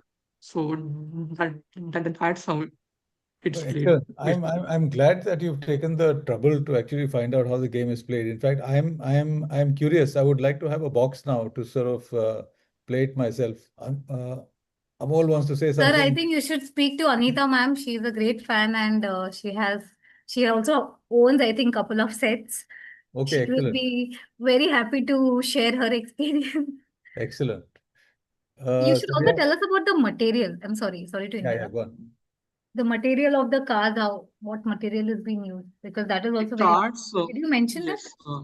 yes, yes, means Sorry, I missed that. yeah, yeah, Amul, I mentioned that there were two sets, means two categories, the Darbar column and the Mazar column. So for the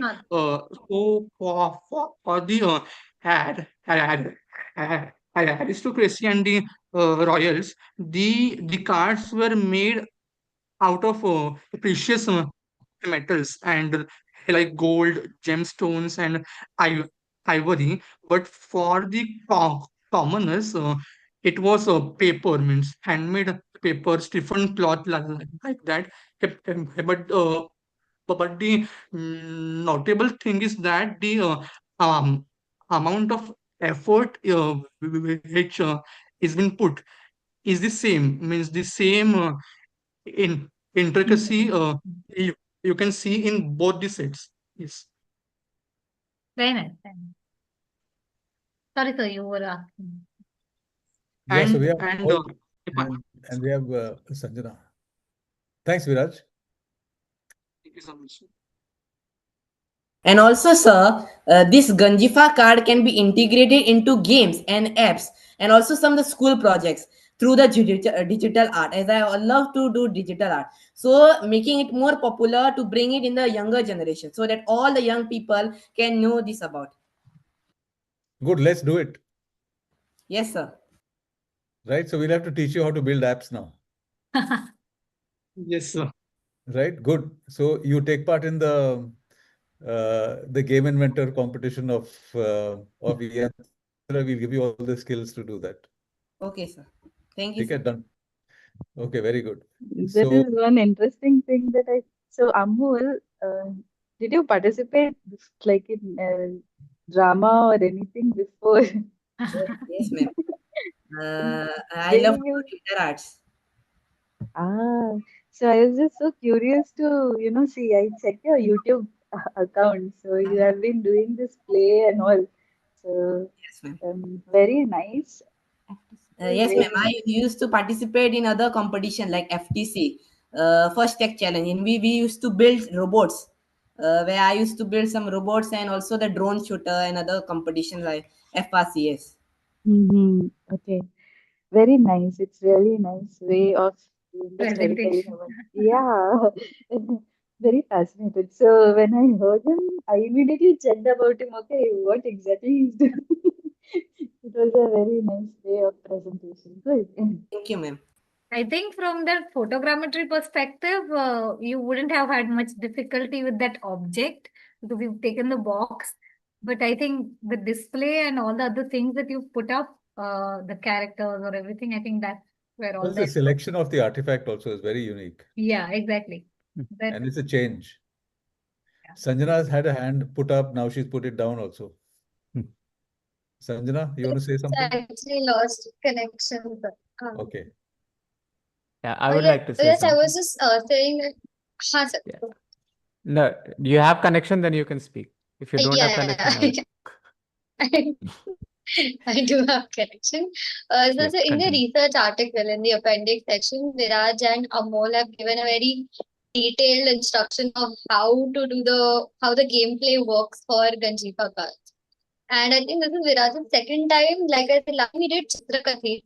So he's managed to find out these living traditions and has managed to identify how he can access these places and have a word with the people who are practicing these traditions. So last time it was Chitrakati where he went and met Mr. Gangamudi.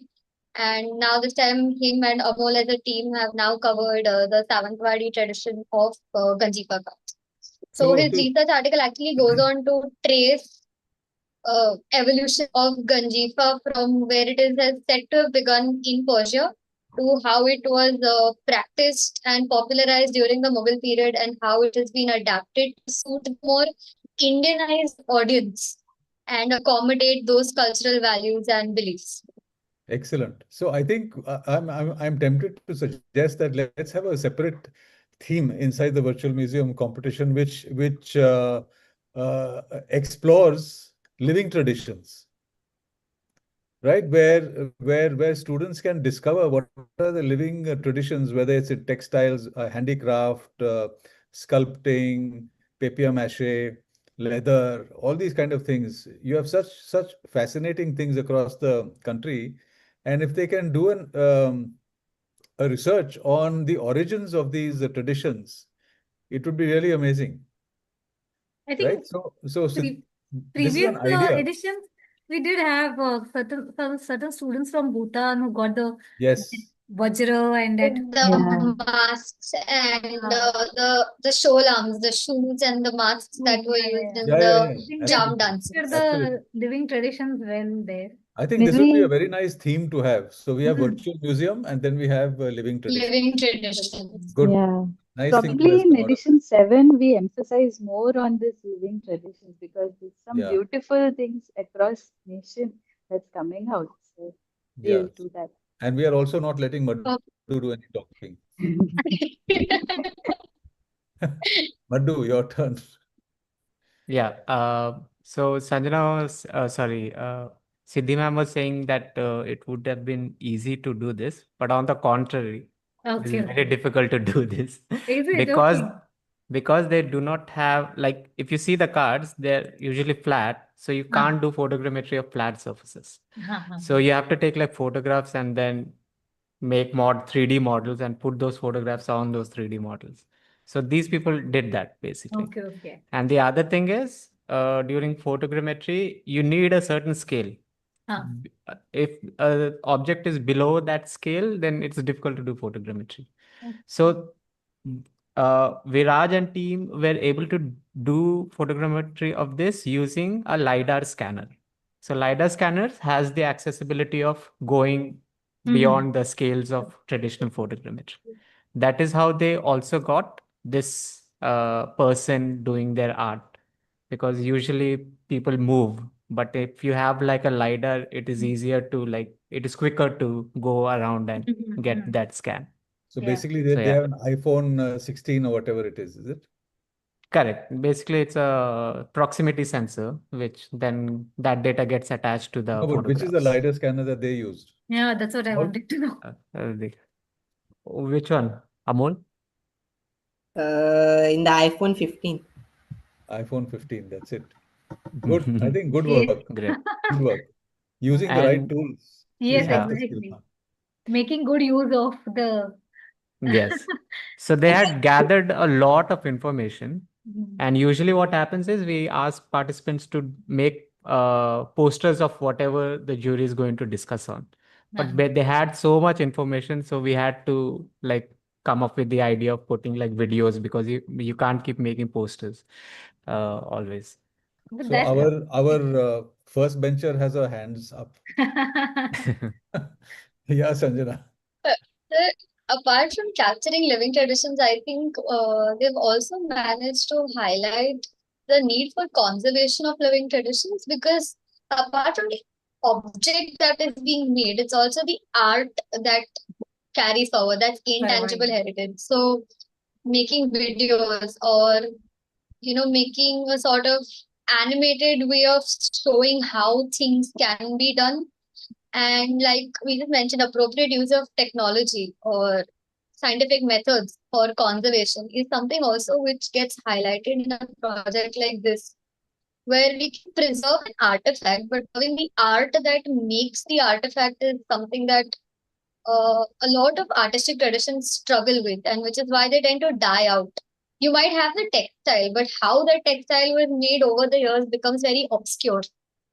And that sort of art only comes from experience. So the fact that we have this documented is also, apart from history, we're also moving into the applied history part of things where we're talking about conservation, preservation, and how we can adapt to making it more, rather adding to its longevity for future generations.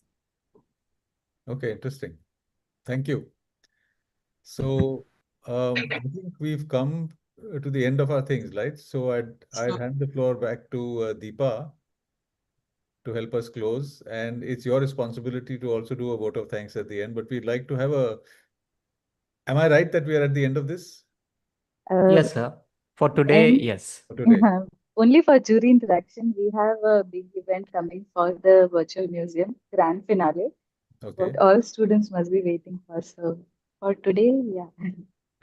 So perhaps it would be nice to have Siddhi sum up her observations about the 2 days that she's very patiently sat through with us, right? So Siddhi, your closing remarks, please.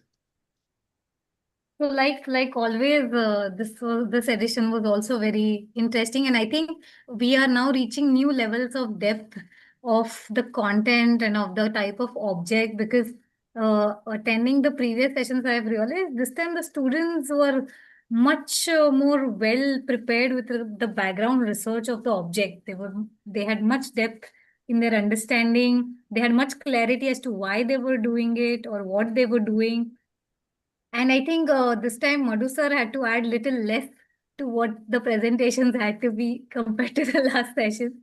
So I think that's the best part. And Sanjana is also kind of taking over from Madhu.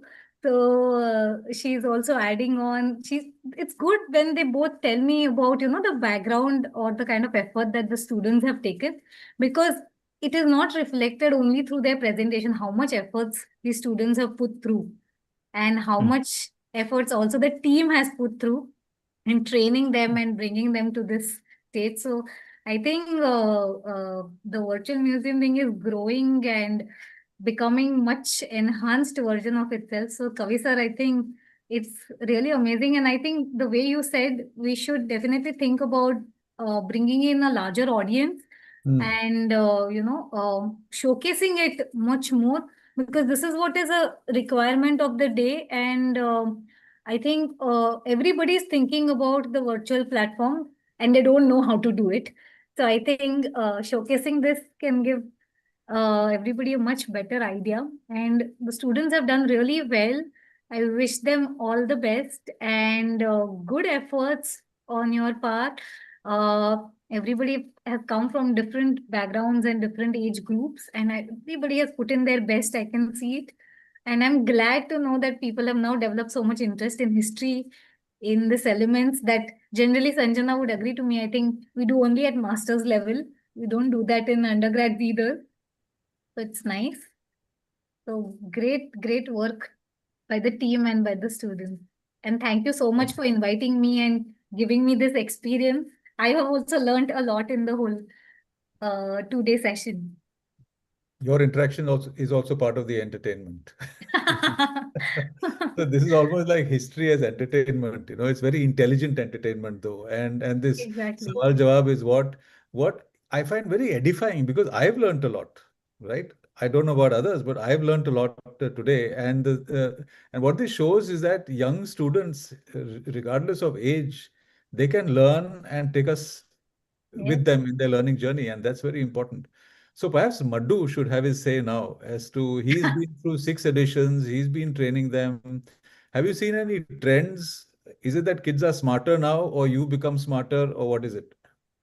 Uh, it's not that. It's that if you give enough time to each of these teams, they can basically produce uh, enough work equivalent to a bachelor's, basically. So this competition, like, we had to postpone a few submissions because final exams were coming up. But what it did was it also showed that if you give them enough time, they can really work on the project, go into the depths of it. And that is what you are seeing over here. Uh, like, a lot of these submissions are very polished. If you see the research article also, they did like 3, 4 drafts of it. Blender also, like most of the blenders that you saw is their work. I didn't touch on it as much. So basically, that feedback loop is important, and how many you have is important. So they kept going towards perfection as time went. So yeah, I think Kavisa said is absolutely true. They can do the work as long as they are guided towards it and for a extended period of time, I think. Yeah. So one thing I'd like to just kind of understand from the students here, this is a question I'm asking you guys, and you've been very candid. I do appreciate that. Is the elephant in the room? Everybody's talking AI, right? How much has ChatGPT actually helped you in this telling of your stories? Would anybody like to share? Paradeep has already told us. How about the others? Yeah, Prajot. Yes, sir. I collected so much information from ChatGPT, sir. It helped in understanding also. It helped you in understanding. So, Yes, sir. so did you use ChatGPT much before this competition, or you just discovered how to do it Before now? also I used, sir. So you use it for all your school assignments also? No, sir. What? No, sir, I didn't use Don't. for school Have lesson. you even tried quietly on the side to see if it works? No, sir. No, okay. We'll take that. How about the others? As sir, if I have any doubts in my subjects, I will ask the ChatGPT, sir. So has it been useful? They say that ChatGPT also can make mistakes. It can hallucinate. Has it done that with you anytime? Given you the wrong answer? Yes, sir. How One do you know it's the time wrong answer, by the way? I checked in Wikipedia and Google also. Okay, you didn't trust it, right? That's a good sign. That's good. You must Yes. not trust something until you find a credible source. That's another word that we learned from our friends from where? Paradeep, is it? Okay. Um, yeah, anybody else? Tavish wants to say something. Yeah, Tavish? ChatGPT, I guess, has been used by a lot of us. But the thing is, We can't I see didn't, you, by the way. yeah, I know I'm facing some issues. Okay, you've been facing issues. Okay.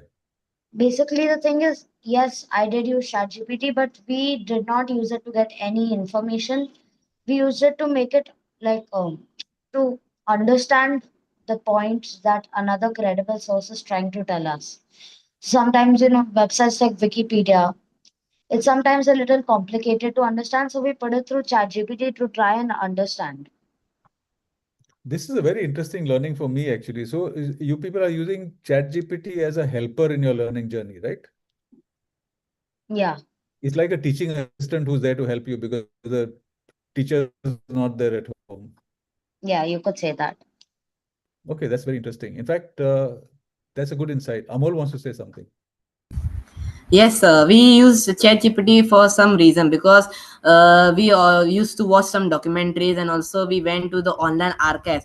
But main thing, we went to the interviews with the Ganjifa artisans from Savantwadi and we understand the techniques. So we use the ChatGPT very less. Okay, so you actually went and talked to people. That's a very good way of doing things, Yes, actually. we took interviews. Very good, very good. I think Abhay wants to say something. Abhay? Yes, so I used ChatGPT not for the information, but I used it to prepare a list of questions which which the jury might ask me depending on my presentation. So that is what I use ChatGPT for. Very good, Oh, very very nice. good. I think that's a very important point to help you prepare for interviews and situations like that, right? Very good point. Sanjana, what did you use ChatGPT for? So my experience with AI has been a bit of both good and bad because in college when we would use ChatGPT, we tried doing that, but I realized that sometimes it misplaces the source of information. And by this point, adding a footnote is a mandate to any research or any assignment even that we're doing. So a lot of time ChatGPT cannot it'll give you the information, but it'll not accurately place what source it has come from. It is only now that it will give you a website link or a blog link, but sometimes that's not considered as a credible source when we are writing. Being told not to use blogs and websites unless they are run by either governments or recognized institutions. But I do find ChatGPT very helpful when I'm summarizing a book or I'm summarizing a research article. But even then, with a subject like history, I think it's always good to have your own read before looking at somebody else's interpretation or somebody else's summarization. Because what I might find important may not be a highlight point for somebody else in their summary. Okay, So interesting. I think here ChatGPT is more of a research aid than something to completely rely on to get information. Fine. Do you want to summarize and have your moment in the sun? The No, proceeding so of I the day? think this is the students. No. So I think they've done, the only thing I'll say is all of them have done a really good job. And I've learned a lot from them because over the years, having a sort of training in how to go about with research or how to go about with looking history, all of them bring a very fresh perspective. So many things that we've probably not thought about because they're not in the system of training that we've been through. Okay, so you've been trained by It's a them. very fresh perspective. Okay, Yes, interesting. so very good. I learned so much. So, is there any observation as to how your engagement has evolved over the 6 editions? So I've been here since edition 4. Edition 3, I just joined and I was a spectator to the entire process. But over the time, as Madhu sir, I will agree with what Madhu sir said, that if we get the time to interact with every one of them enough to have about 2 or 3 drafts of their research or to go over their blender models, it gives us and them a very good chance to understand what they're trying to do, because sometimes 1 or 2 interactions make it very difficult to know where they're trying to take their research to. The idea is not us giving them things to do or where they can go, This is an how interesting they want to observation. interact with the artifact. This is an interesting observation because that limits the scalability of this. So it just means that in order to do It does, this sir. experience justice, you need to have enough helpers or mentors to do so, right? Yes, That's sir. a very interesting observation. So, Deepa, would you like to say anything? Thanks, Sanjana. Yeah. I'll see you tomorrow anyway. Yes, sir. Okay. Yeah, adding to what Sanjana mentioned, like AI is very useful in getting the information, and even students prepare, like when they prepare their research article, they polished it, they modified it better. So with AI in hand, I think we can do a lot with our virtual museum competition. So edition 7 is coming up, and I will request everybody to share this word with your friends. As you are trained, you know, like how it helped you in not only research but also in 3D modeling. So do share your experience with other students so that they also take the benefit of it, and they also excel. So one is that. Another is like we will see how this virtual museum. So we are also planning to make it a semester-long program where we will add certain things like conservation, restoration, and preservation of ancient artifacts, and also the periods of history. So that is one more thing that we are planning. So once we will release it, we will share with you all. And now I have a request to Siddhi ma'am, like if she can have a talk, like in the grand finale of this edition, probably.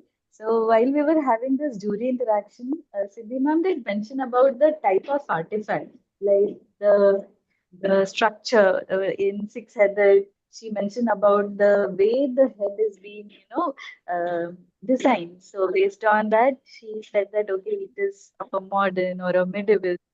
How the structure, how the stone, how the carvings help us understand of which stage or which period it has been designed. So Siddhi ma'am, would you be, it will be very useful and it will be very, insightful for the students to know these things. So when they see any artifact or when they visit any such caves or such place, they will be very much, interested to, think about it. Okay, it must be of that period. So, would you accept this? Probably a talk on. Sure, definitely. We can do Yeah. something like that. Yeah, so on our mutual understanding, when sir is available and you're available, we'll definitely have this talk for all the editions, like from 1 to 6 edition students. This will be very, very useful. Yeah, so thank you all for joining. It was very good.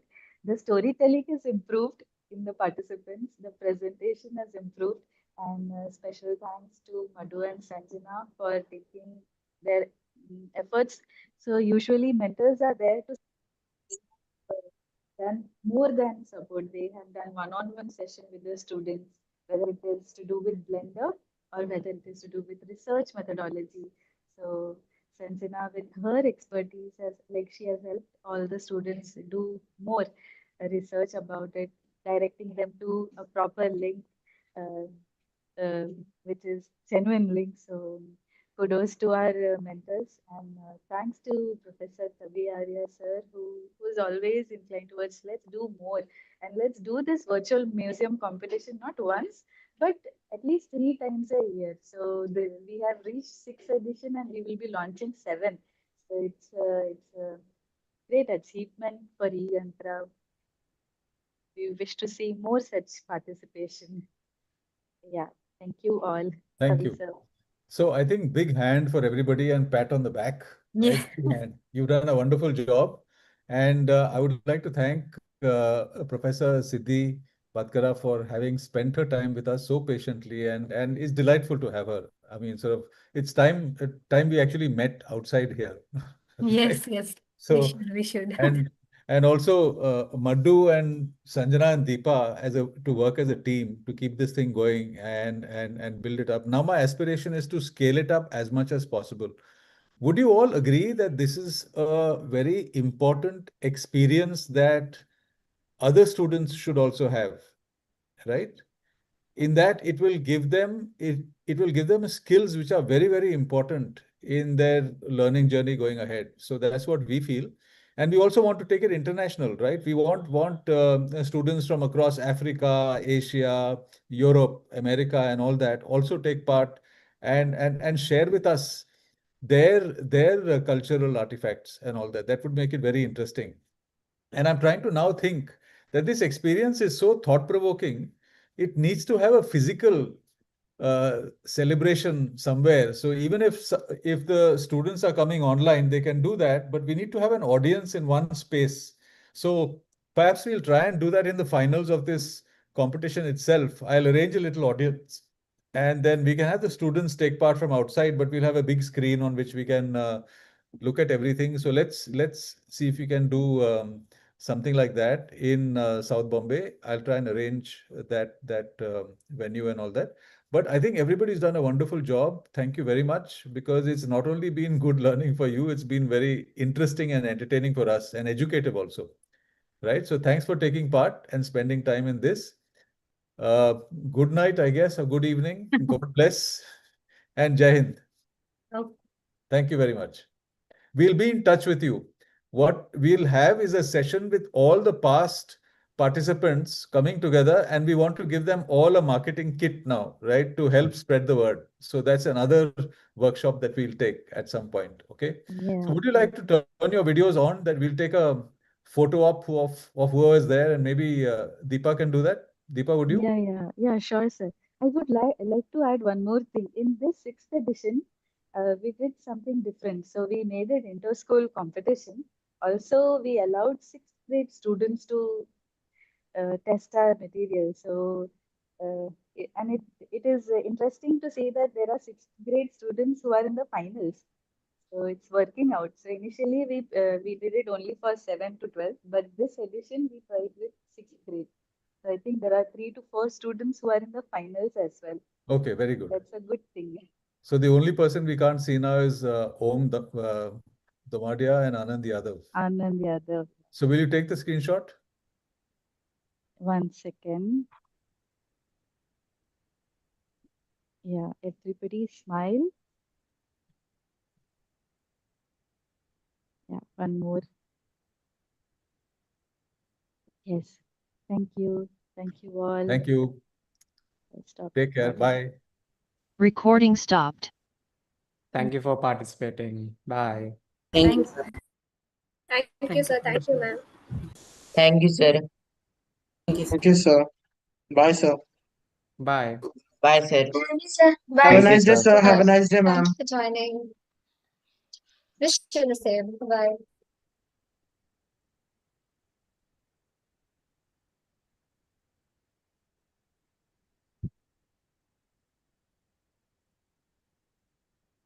Have a nice day, sir. Have a nice day, ma'am. You too. Thank you. Wish you the same. Bye, Bye. Suleiman. You can leave. Okay. 1 second. This is you only, no, admin? Yeah. But live It's streaming also your needs device, to no, be ma'am? stopped. Okay. The